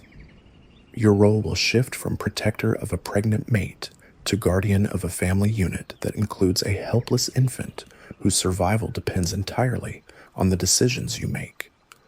The forest around you continues its eternal cycles, indifferent to your personal drama. Trees grow and die, seasons change, predators hunt, and prey species adapt. New sloths are born in other territories, while established adults reach the end of their lives. Your own story is just one thread in a tapestry that has been weaving itself for millions of years, but to you, it is the only story that matters. As you hang from your lookout branch in the early morning darkness, scanning for threats and planning the day's activities, you reflect on the journey that has brought you to this point. From a helpless infant clinging to your mother's belly, through the dangerous independence of adolescence, to the responsibilities of potential parenthood, each phase has required different skills and different adaptations. The offspring growing inside your mate represents both continuation and change. It will carry forward the genetic legacy that connects you to countless generations of sloths who have lived and died in these trees. But it will also face challenges that you never encountered, a world increasingly altered by human activity, climate patterns that are shifting in unpredictable ways, and forest ecosystems under pressure from development and exploitation. Your responsibility extends beyond simply keeping your offspring alive through its early months. You must also pass on the knowledge and skills that will allow it to adapt to whatever changes await. The mental maps of safe routes and reliable food sources that you've spent years developing. The subtle signs that indicate approaching weather, changes, or predator activity. The complex understanding of plant biology and seasonal cycles that determines when and where to find the best nutrition. But most importantly, you must teach your offspring patience, the fundamental virtue that has allowed sloths to survive and thrive for millions of years in a world that rewards speed and aggression. In a forest where quick movements attract predators and hasty decisions lead to fatal mistakes, the ability to wait, observe, and choose the right moment for action is the difference between success and failure. The sun rises slowly through the canopy, filtering through layers of leaves to create the dappled light patterns that have been your constant companion throughout your life. Somewhere in the distance, a howler monkey begins its morning territorial call, soon joined by others until the forest resonates with their deafening chorus. Birds begin stirring in their roosts, insects start buzzing, and the forest gradually comes alive with the sounds and movements of creatures beginning another day. Your mate shifts slightly in her sleep, adjusting her position to accommodate her growing burden. In a few weeks, perhaps sooner, your offspring will take its first breath of the humid rainforest air that has sustained your species for countless generations. It will open its eyes to see the same green canopy that sheltered you as an infant, face the same challenges that tested your survival skills, and hopefully live long enough to continue the cycle with offspring of its own. For now, though, your job is simply to watch and wait, maintaining the vigilance that keeps your family safe while the next generation prepares to enter the world. The forest stretches endlessly around you, full of dangers and opportunities, changes and constants, all playing out in the patient rhythm that defines life as a sloth. In the trees around your territory, other sloths are beginning their own daily routines, feeding, traveling, resting, surviving. Each follows its own path through the three-dimensional maze of the canopy, but all are connected by the shared challenge of extracting life from leaves, safety from stillness, and continuation from the eternal cycle of birth, growth, reproduction, and death that has sustained your species since before the first humans ever looked up into these trees. Your story continues, measured not in the frantic heartbeats that drive smaller creatures, but in the slow, steady pulse that has carried sloths through ice ages, climate changes, and the rise and fall of countless other species. You are a living link in an unbroken chain that stretches back millions of years, and if you succeed in your current mission, will stretch forward millions more. The morning light grows stronger, and somewhere in the distance, you hear the subtle sound that means your mate is beginning to stir. Another day begins in the rainforest canopy, another chapter in the endless story of survival that defines your existence. You shift your grip on the branch beneath you, test the stability of your perch, and prepare to face whatever challenges the day might bring. The birth happens on a Tuesday morning, though days of the week mean nothing to forest creatures. Your mate has been restless all night, shifting positions more frequently than usual, her breathing slightly labored. You stay close, positioned on a parallel branch where you can monitor for threats while giving her space for what's to come. When the moment arrives, it's surprisingly quiet. No dramatic struggle, no distress calls that might attract predators. One moment she's alone, the next a tiny form is pressed against her chest. Your offspring is impossibly small, barely larger than your thumb, covered in fine gray fur that's almost translucent in the morning light. Its eyes are closed, its movements weak and uncoordinated. It clings instinctively to its mother's belly, tiny claws already locked into her fur with a grip that will keep it safe for the next several months. This is how you began your own life, and seeing it happen again fills you with a mixture of pride and terror. The first few days are the most dangerous. Your offspring is completely helpless, unable to regulate its own body temperature, incapable of finding food, dependent entirely on its mother's milk and warmth. Any disruption to this delicate system could be fatal. You become hypervigilant, scanning constantly for threats, investigating every unusual sound or movement in the surrounding forest. Sleep becomes fragmented, always interrupted by the need to check on your family's safety. Your mate's behavior changes dramatically after the birth. She moves even more slowly than usual, every action calculated to avoid jarring or dislodging the tiny creature attached to her chest. Her feeding becomes more focused on plants that will produce the richest milk, young cecropia shoots, tender vine tips, and the protein-rich inner bark of certain trees.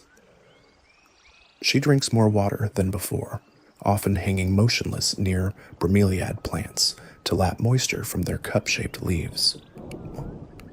Watching her care for your offspring teaches you new aspects of sloth biology you never understood before. The bond between mother and infant is maintained through constant physical contact, shared warmth, and chemical communication through scent glands that have become more active since the birth. Your mate grooms the tiny creature regularly, not just for cleanliness, but to stimulate its circulation and strengthen the attachment that will keep it safely positioned during movement through the trees. Your role as a father is different from what you might expect in other species. You don't directly care for the infant. That's entirely your mate's responsibility, but you ensure that she has everything she needs to care for it successfully.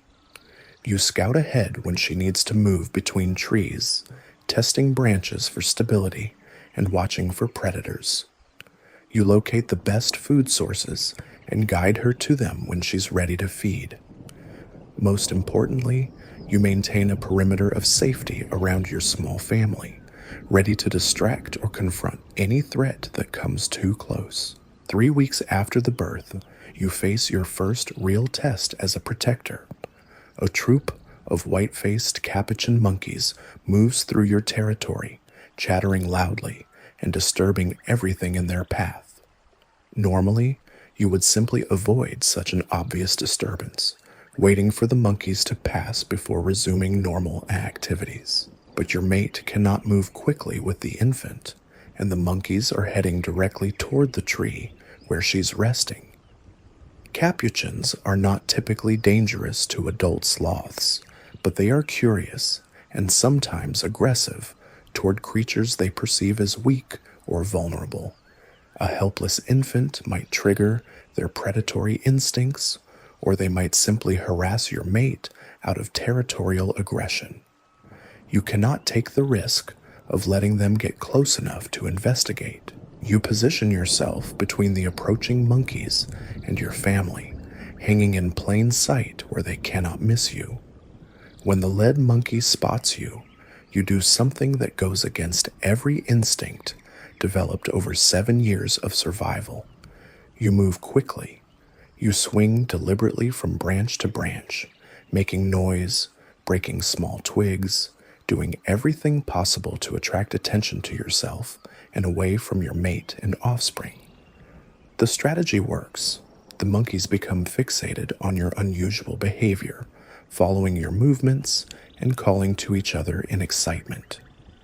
You lead them on a slow-motion chase through the canopy, always staying just ahead of their advance, drawing them steadily away from your family's location. Only when you've led them nearly half a mile from your territory do you disappear into dense foliage and wait for them to lose interest.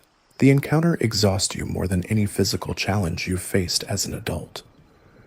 Moving quickly, making noise, and drawing attention to yourself violates every survival instinct you possess, but it also demonstrates the profound change that parenthood has brought to your behavior. You are no longer just responsible for your own survival. You are willing to risk everything to protect your genetic legacy. Your offspring grows slowly but steadily over the following weeks. Its eyes open for the first time when it's about a month old, revealing dark, intelligent pupils that seem to track movement in the surrounding canopy. Its grip on its mother's fur becomes stronger, and it begins making small sounds, not quite vocalizations, but soft chirps and squeaks that seem to communicate its basic needs and comfort level. Watching this development fills you with unexpected emotions. You see yourself in the infant's cautious movements, its instinctive stillness when danger threatens, its patient acceptance of the slow pace that defines sloth existence. But you also see something new, a genetic combination that represents both you and your mate, creating a unique individual that will face the world with its own personality and adaptations. Your mate begins introducing the infant to solid food when it's about 6 weeks old, much the same way your own mother once fed you. She chews leaves thoroughly, breaking down the tough cellulose until it becomes a soft paste that the infant can swallow. The process is time-consuming and energy-intensive, requiring her to eat almost constantly just to produce enough nutrition for both herself and her offspring. You compensate by taking over more of the territorial maintenance responsibilities. You patrol the boundaries more frequently, refreshing scent marks and investigating signs of intrusion. You scout new food sources as the old ones become depleted from increased use. Most importantly, you maintain detailed mental maps of every safe route through your territory, ready to guide your family away from danger at a moment's notice. Slip. The forest around you continues its eternal cycles, but you now see everything through the lens of potential threat or opportunity for your offspring. A flowering tree that once meant nothing more than seasonal food becomes a landmark that your child will need to recognize. A dangerous gap in the canopy transforms from a minor navigation challenge into a death trap that must be avoided at all costs. Every aspect of your environment is evaluated in terms of its impact on your family's survival prospects. During your offspring's 3rd month of life, you witness something that changes your understanding of sloth intelligence. Your mate is feeding on cecropia leaves when the infant, still clinging to her chest, reaches out with one tiny paw to touch the plant she's eating. Instead of simply grabbing at the nearest leaf, it selects a young shoot, exactly the type that provides the best nutrition. The behavior seems too purposeful to be accidental. Somehow, at just 3 months old, your offspring is already learning to distinguish between high-quality and low-quality food sources. This observation leads you to pay closer attention to the infant's behavior. You notice that it watches its mother's movements intently, studying how she positions her claws for maximum grip, how she tests branches before committing her weight, how she selects the best feeding spots. The learning process that you remember from your own childhood is already beginning, transmitted through observation and imitation rather than formal instruction. Your mate seems aware of her role as teacher, exaggerating certain movements to make them easier for the infant to observe and understand. When she reaches for a branch, she tests it more obviously than necessary, demonstrating the importance of checking stability before trusting your weight to an unknown support. When she encounters a new plant, she smells it carefully before tasting, showing the infant how to evaluate potential food sources for safety and quality. The infant's digestive system is also developing rapidly.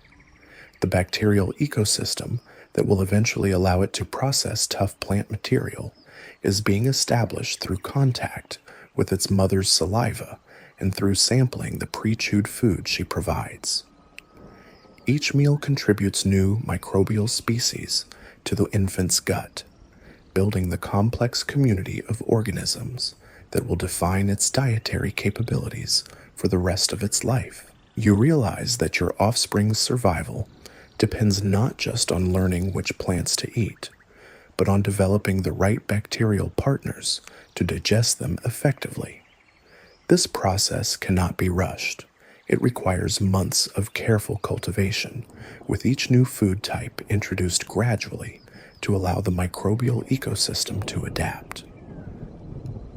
Your mate's patient feeding routine is not just providing nutrition, it's literally building your offspring's digestive capacity from the ground up. At 4 months old, your offspring weighs nearly 2 pounds and has begun making short excursions away from its mother's body. It still returns to her chest for feeding and sleeping, but it now spends hours each day exploring the immediate vicinity, touching leaves, testing its grip on different surfaces, and practicing the basic movements that will eventually allow independent travel through the canopy. These practice sessions are carefully supervised. Your mate positions herself where she can quickly retrieve the infant if danger threatens, and you maintain your vigilant watch for predators that might view a separated infant as easy prey. The forest is full of creatures that could kill your offspring in seconds. Snakes, birds of prey, even large insects like praying mantises that specialize in hunting small, slow-moving targets. One afternoon, while the infant is practicing its climbing skills on a branch just a few feet from its mother, a fer-de-lance snake appears in the canopy above. The venomous serpent is hunting, following scent trails with the methodical persistence of a predator that has learned to specialize in arboreal prey. Its presence poses an immediate threat to your family, but especially to your offspring, whose small size makes it an ideal target. You react without conscious thought, positioning yourself between the snake and your family, while your mate quickly retrieves the infant. But the snake has already detected movement and is descending toward your position with deadly purpose. You have seconds to decide whether to fight or flee, and both options carry enormous risks. Fighting a fer-de-lance in the confined space of the tree canopy would be extremely dangerous. The snake is fast, venomous, and perfectly adapted for arboreal combat. Your claws are formidable weapons, but you would need to get close enough to use them effectively, putting yourself within striking range of fangs that could deliver a fatal bite. Even if you won the fight, you might be too badly injured to continue protecting your family. Fleeing is equally problematic. Your mate, burdened with the infant, cannot move quickly enough to outrun a hunting snake. The predator would simply follow your scent trail until it found you in a more vulnerable position. Running might buy you time, but it wouldn't solve the fundamental problem of a predator that has identified your family as prey. You choose a third option, one that draws on years of experience, reading predator behavior and understanding the forest's complex ecosystem. Instead of confronting the snake directly, you begin moving in a pattern designed to confuse its tracking abilities. You circle the tree trunk, crossing and recrossing your own scent trail until the chemical signals become hopelessly tangled. You break branches deliberately, creating multiple sound sources that mask your family's location.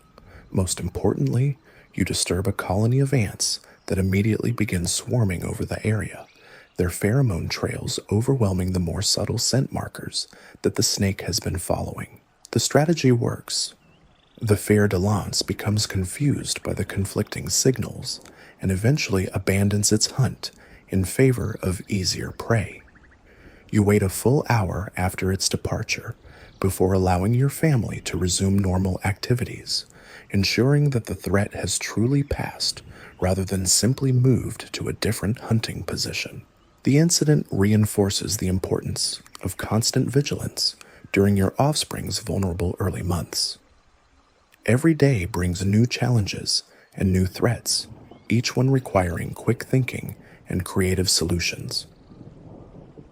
You are no longer just a sloth trying to survive. You are a protector responsible for ensuring that the next generation has the opportunity to face these same challenges when its time comes. Your offspring's development accelerates as it approaches its 5th month of life. It now weighs nearly 3 pounds and has begun eating small amounts of solid food independently, though it still relies primarily on its mother's milk for nutrition. Its movements become more confident and coordinated, and it demonstrates increasing curiosity about the world beyond its immediate surroundings. Most significantly, it has begun to vocalize, not the loud calls that might attract predators, but soft chirps and squeaks that seem to communicate specific needs and emotions. You learn to distinguish between the sound it makes when hungry, the different tone when it's comfortable and content, and the sharp warning chirp it produces when something alarms it. These vocalizations create a communication system that allows your family to coordinate activities more effectively while maintaining the silence necessary for survival in a forest full of listening predators. Your mate begins taking the infant on longer journeys, gradually expanding the range of its experience beyond the familiar trees where it was born. These educational expeditions require careful planning and constant supervision.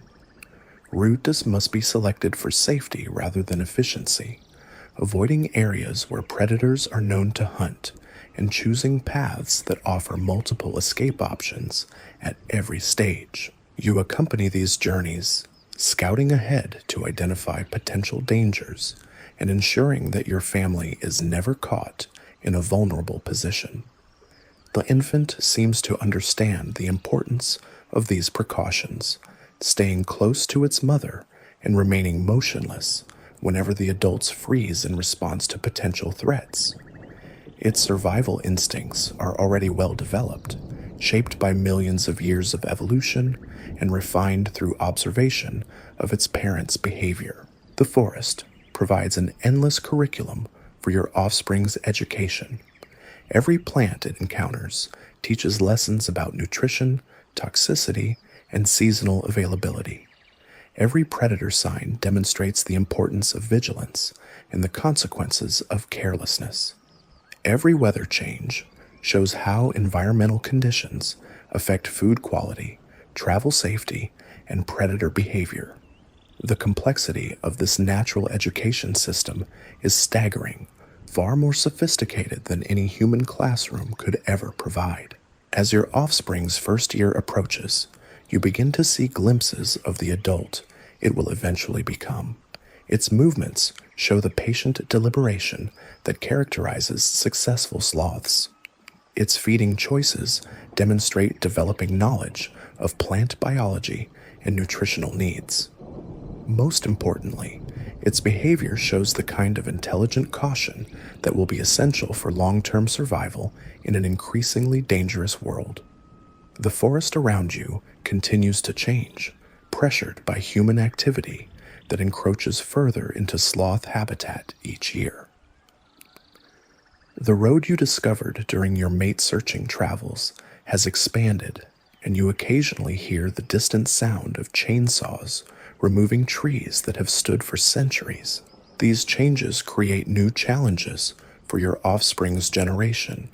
They will need to adapt to a world that is shrinking and becoming more fragmented, where traditional migration routes may be blocked and reliable food sources may disappear without warning. But they will also inherit the accumulated wisdom of countless generations of sloths who have faced and overcome similar challenges.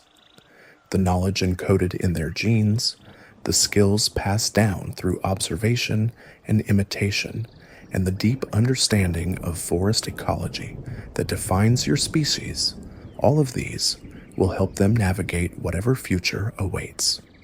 Your offspring carries within itself the potential to continue this ancient lineage, to pass on the genetic and cultural heritage that has sustained sloths through millions of years of environmental change. As you hang from your familiar perch in the early morning light, watching your mate groom your growing offspring, you feel a profound sense of completion.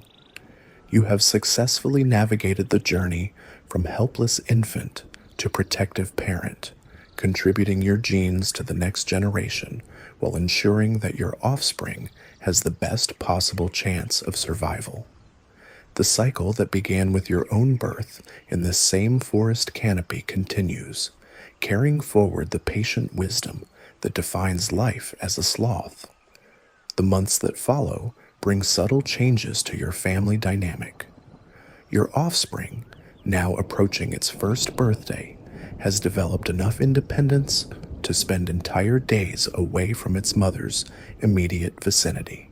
It still returns for nursing and sleeping, but its world has expanded to include dozens of trees and hundreds of potential feeding spots. You watch with mixture of pride and anxiety as it makes decisions that will shape its survival prospects, choosing which branches to trust, which plants to sample, which routes to follow through the increasingly complex maze of the canopy. Your mate's behavior signals that another transition is approaching.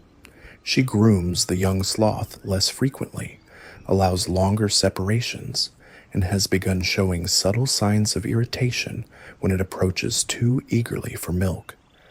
The weaning process is gradual but inevitable. Her body needs time to recover from the enormous energy expenditure of the past year before she can consider reproducing again.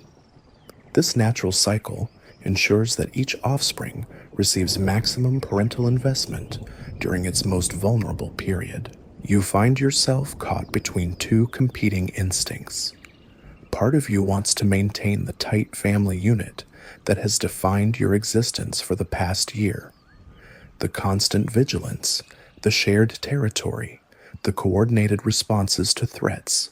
These behaviors have become second nature, and abandoning them feels like abandoning your offspring to an uncertain fate. But another part of you recognizes that overprotection could be just as dangerous as neglect. Your young sloth needs to develop the confidence and skills that come only from independent experience. The forest itself seems to encourage this transition. Food sources that easily supported your compressed family territory during the infant's early months are showing signs of overuse. Several of your favorite cecropia trees have been stripped of their most nutritious leaves, and the recovery time needed for new growth suggests that continued intensive foraging in the same areas would be unsustainable. Expanding your range is no longer just an option, it's a necessity for long-term survival. Your offspring's first independent feeding expedition lasts 3 days. You shadow its movements from a distance, close enough to intervene if serious danger threatens, but far enough away to avoid influencing its decisions. The young sloth makes mistakes, choosing a feeding spot that's too exposed to aerial predators, attempting to cross a gap between trees that's slightly beyond its abilities, sampling a plant that causes mild digestive upset. But it also demonstrates remarkable judgment for such an inexperienced individual, avoiding several potential dangers and finding food sources that you hadn't previously identified. Mostay, a small spotted cat that specializes in hunting our predator entirely on its own. A Marge impressively, it handles its first encounter with a potential. Instead of panicking or fleeing immediately, the young sloth freezes in perfect boreal prey, approaches the tree where your offspring is feeding stillness, its natural camouflage rendering it nearly invisible against the bark and moss. The margay searches the area for nearly an hour before giving up and moving on to hunt elsewhere. Your offspring wait essential for long-term survival. When it's another 30 minutes before resuming movement, self-control that will be demonstrating the kind of patience, and your young sloth returns after its solo expedition, something fundamental has changed in its relationship with both parents. It still seeks comfort and companionship, but there's a new confidence in its movements and a more independent quality to its decisions. It has tasted freedom and found itself capable of survival without constant parental supervision. The invisible cord that has connected your family unit for the past year has stretched, but not broken. Your offspring is becoming its own individual while still maintaining the bonds that provide security and shared knowledge. Your mate seems to sense this change as well. She becomes more tolerant of extended separations, and when your offspring does return for nursing, she provides milk with less enthusiasm than before. Her body is already beginning to redirect energy away from lactation and toward the internal repairs needed for future reproduction. Within a few months, she will stop producing milk entirely, forcing your offspring into complete nutritional independence, whether it's ready or not. The timing is not coincidental. Evolution has calibrated this process to coincide with your offspring's developing capabilities, ensuring that weaning occurs when survival without parental support becomes possible. But the margin for error is narrow, too early, and the young sloth lacks the skills and knowledge needed for independence. Too late, and the mother's reproductive potential is compromised, reducing the likelihood of future offspring. You begin preparing for this transition by expanding your own territorial boundaries, identifying food sources and safe routes that your offspring can claim once it establishes its own range. The process requires delicate negotiation with neighboring sloths whose territories you'll need to traverse or partially overlap. Most adult sloths are tolerant of young individuals seeking to establish themselves, but territorial conflicts can still arise if boundaries are crossed too aggressively or if resources become scarce. During one of these boundary explorations, you encounter an old male sloth whose territory borders yours to the north. He's enormous, probably twice your weight, with grizzled fur that shows the scars of decades of survival in one of the forest's most challenging areas. His territory encompasses some of the richest feeding areas you've ever seen, but it also borders the expanding human development that poses an increasing threat to sloth habitat. The old male watches your approach with wary intelligence. He doesn't flee or show aggression, but his posture makes it clear that he's prepared to defend his resources if necessary.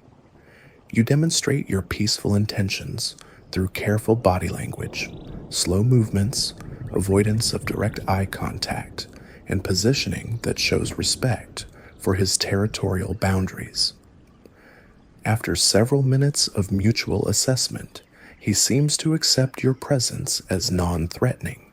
What follows is the closest thing to a conversation that two sloths can have. Through a complex exchange of scent marking, body positioning, and subtle movements, you communicate your need to expand access for your maturing offspring. The old male responds with information about food sources, territorial boundaries, and potential dangers in the area. Most importantly, he shares knowledge about the human encroachment that threatens the entire forest ecosystem. The old sloth has witnessed changes that span decades of forest degradation. Roads have expanded, cutting traditional migration routes and fragmenting habitat into isolated patches. Logging operations have removed the largest, most productive trees, forcing sloths to survive on smaller, less nutritious alternatives. Pesticide use in nearby agricultural areas has contaminated water sources and reduced insect populations that many forest species depend on. The cumulative effect has been a steady decline in the forest's ability to support its traditional wildlife populations. This information adds urgency to your offspring's education. The forest that sustained your generation may not be adequate for the next one. Your young sloth will need to be more adaptable, more efficient, and more capable of surviving in degraded habitat than any previous generation. The patient, conservative strategies that have served sloths for millions of years may need to be supplemented with new approaches to finding food, avoiding human-related threats, and navigating an increasingly fragmented landscape. You begin incorporating this reality into your offspring's training, showing it how to recognize signs of human activity and the dangers they represent. Vehicle noise means roads that cannot be crossed safely through normal canopy travel. The smell of exhaust fumes indicates air pollution that can cause respiratory problems and interfere with scent-based navigation. The sound of chainsaws warns of active logging operations that can eliminate entire food sources overnight.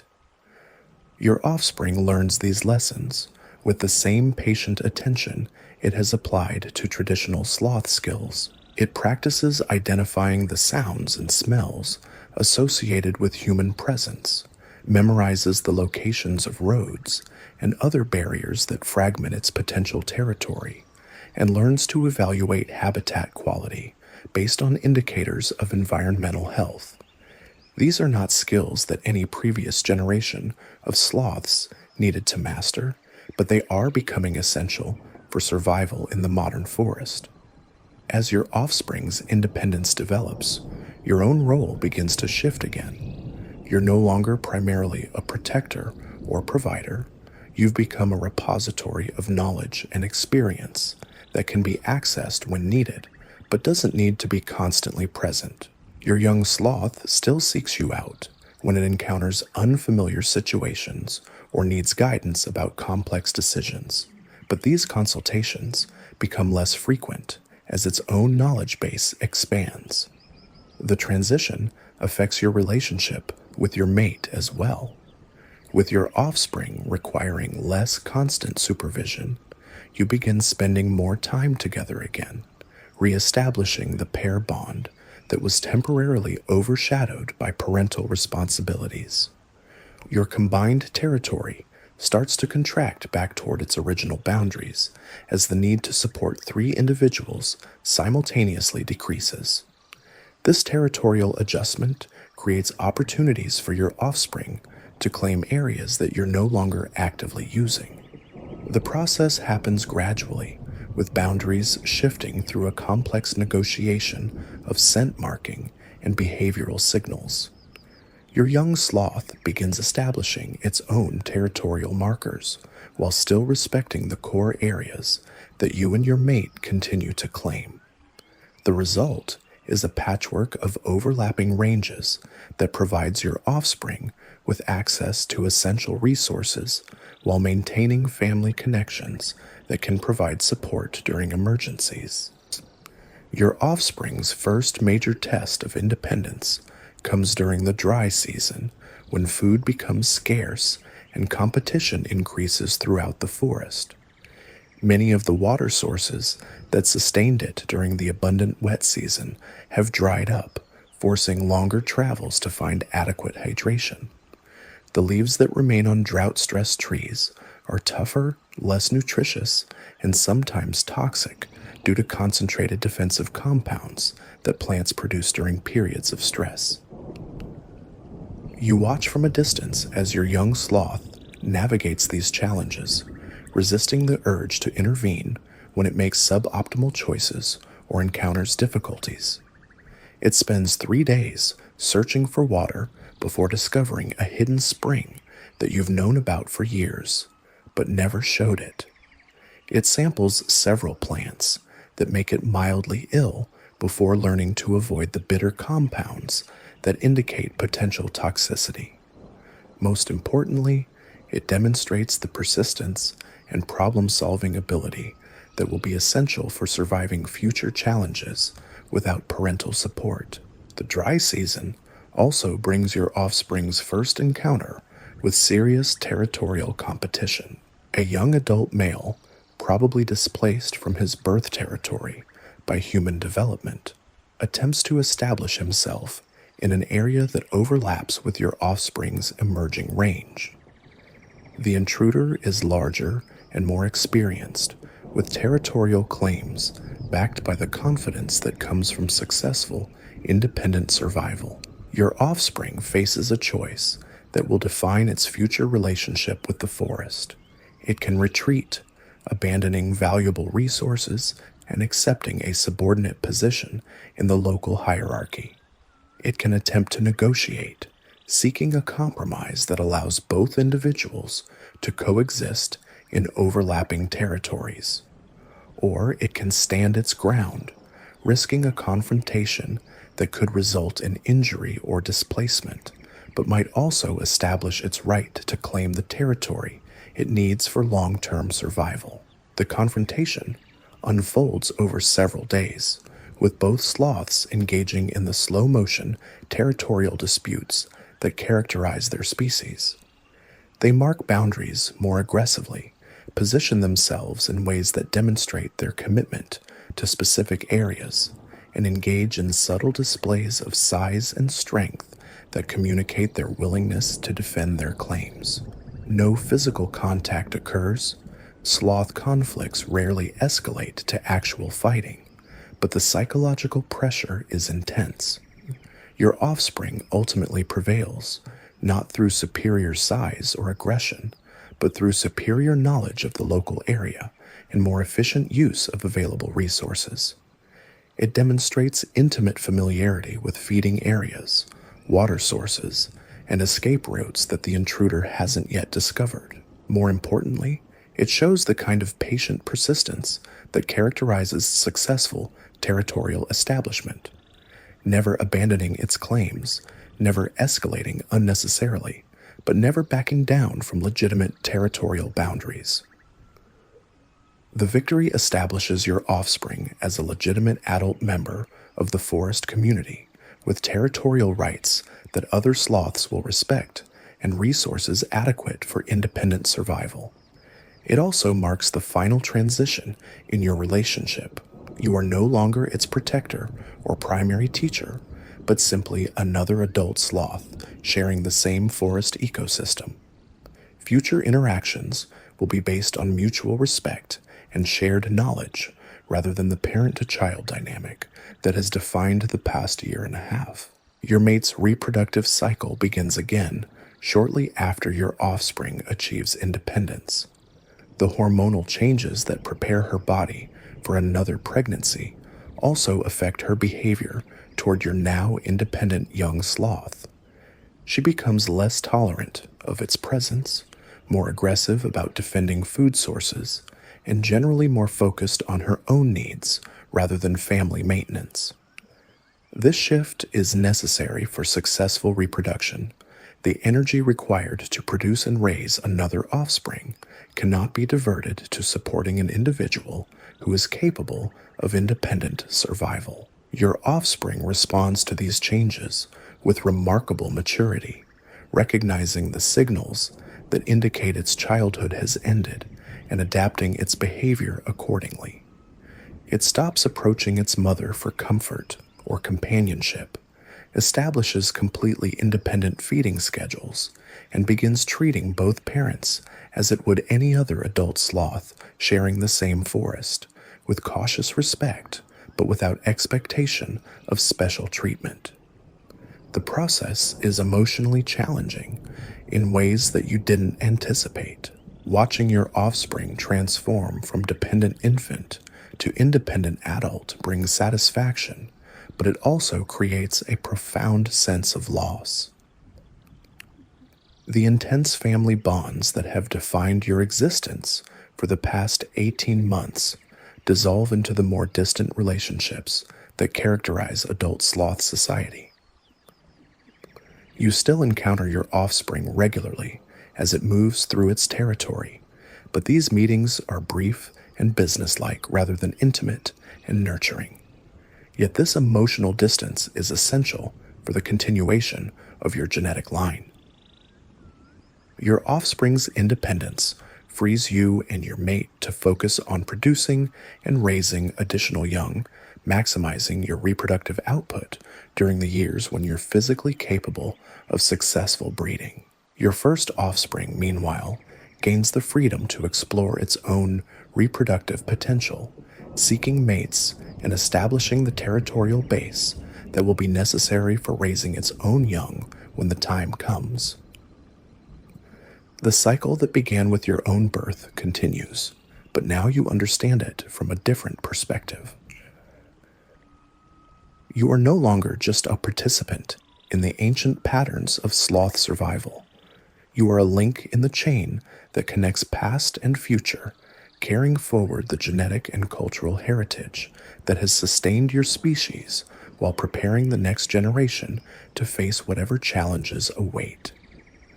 Your offspring carries within itself not just your genes, but the accumulated knowledge of countless generations of sloths who have lived, learned, and reproduced in these trees. As you settle into your familiar resting spot for the night, your mate positioned nearby, and your independent offspring somewhere in the surrounding canopy, you reflect on the changes that parenthood has brought to your existence. You are no longer just responsible for your own survival. You are a guardian of genetic continuity, a teacher of ancient wisdom, a contributor to the ongoing story of your species' adaptation to an ever-changing world. The forest around you holds thousands of similar stories, each individual animal playing its part in the complex web of relationships that sustains the ecosystem. Your story is neither more, and through your offspring, it nor less important than those of the countless other creatures sharing your habitat, but it is yours, will continue long after your own life ends. The patient rhythm that has carried you through 8 years of existence will carry your genetic legacy forward for generations yet to come, adapting and evolving as the world changes, but maintaining the essential characteristics that define what it means to be a sloth. The forest canopy is quieter now than it was when you were born 9 years ago. You notice it in small ways: fewer bird calls at dawn, longer stretches of silence between the sounds of distant animals, a subtle emptiness in areas that once bustled with life. The changes are gradual enough that you might not recognize them if you hadn't spent your entire existence in these same trees, building a mental catalog of every sound, every scent, every movement that defines your world. Your territory has expanded over the years, as older sloths have disappeared and younger ones have failed to establish themselves successfully.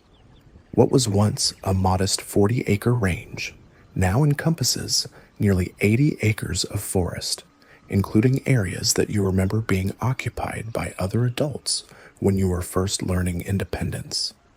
Some of these territorial expansions came through natural succession as aging sloths died or moved to less challenging areas. Others resulted from the simple fact that fewer young sloths are surviving to adulthood, leaving gaps in the forest's social structure that established adults like yourself can gradually fill.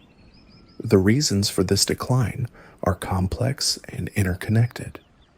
The road that you discovered during your mate-searching journeys has become a highway, with traffic noise that disrupts normal communication patterns and air pollution that affects both plant health and animal navigation systems. Logging operations have removed many of the largest, most productive trees, forcing the remaining sloth population to survive on smaller, younger trees that provide less food and less stable platforms for movement through the canopy. Perhaps most significantly, the forest itself has become fragmented.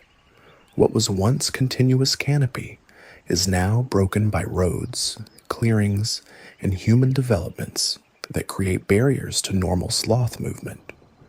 Young sloths attempting to disperse from their birth territories often find themselves trapped in isolated patches of forest with no safe way to reach areas where they might establish themselves successfully. The result is increased competition in the remaining viable habitat and higher mortality rates among dispersing juveniles. You've adapted to these changes through the same patient persistence that has characterized your entire existence. When familiar food sources disappear, you methodically search for alternatives. When traditional travel routes are blocked, you develop new pathways that work around the obstacles. When territorial boundaries shift due to changing demographics, you adjust your own claims to take advantage of new opportunities while avoiding unnecessary conflicts. Your digestive system has become incredibly efficient over the years, capable of extracting maximum nutrition from increasingly poor quality food sources. The bacterial ecosystem in your stomach has evolved to process plant materials that would have made you sick as a younger sloth. You've learned to identify subtle signs that indicate which drought-stressed or pollution-affected plants are still safe to eat and which have become toxic due to environmental pressures. From birth to death, you've lived exactly as evolution intended. Slowly, deliberately, efficiently, you've survived predators that could kill you in seconds, adapted to a changing forest that grows more challenging each year, and successfully passed your genes to the next generation.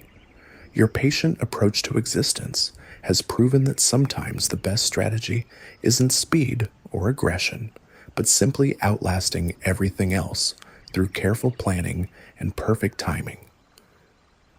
Life as a sloth might seem rough, but there's another animal out there that has it way worse.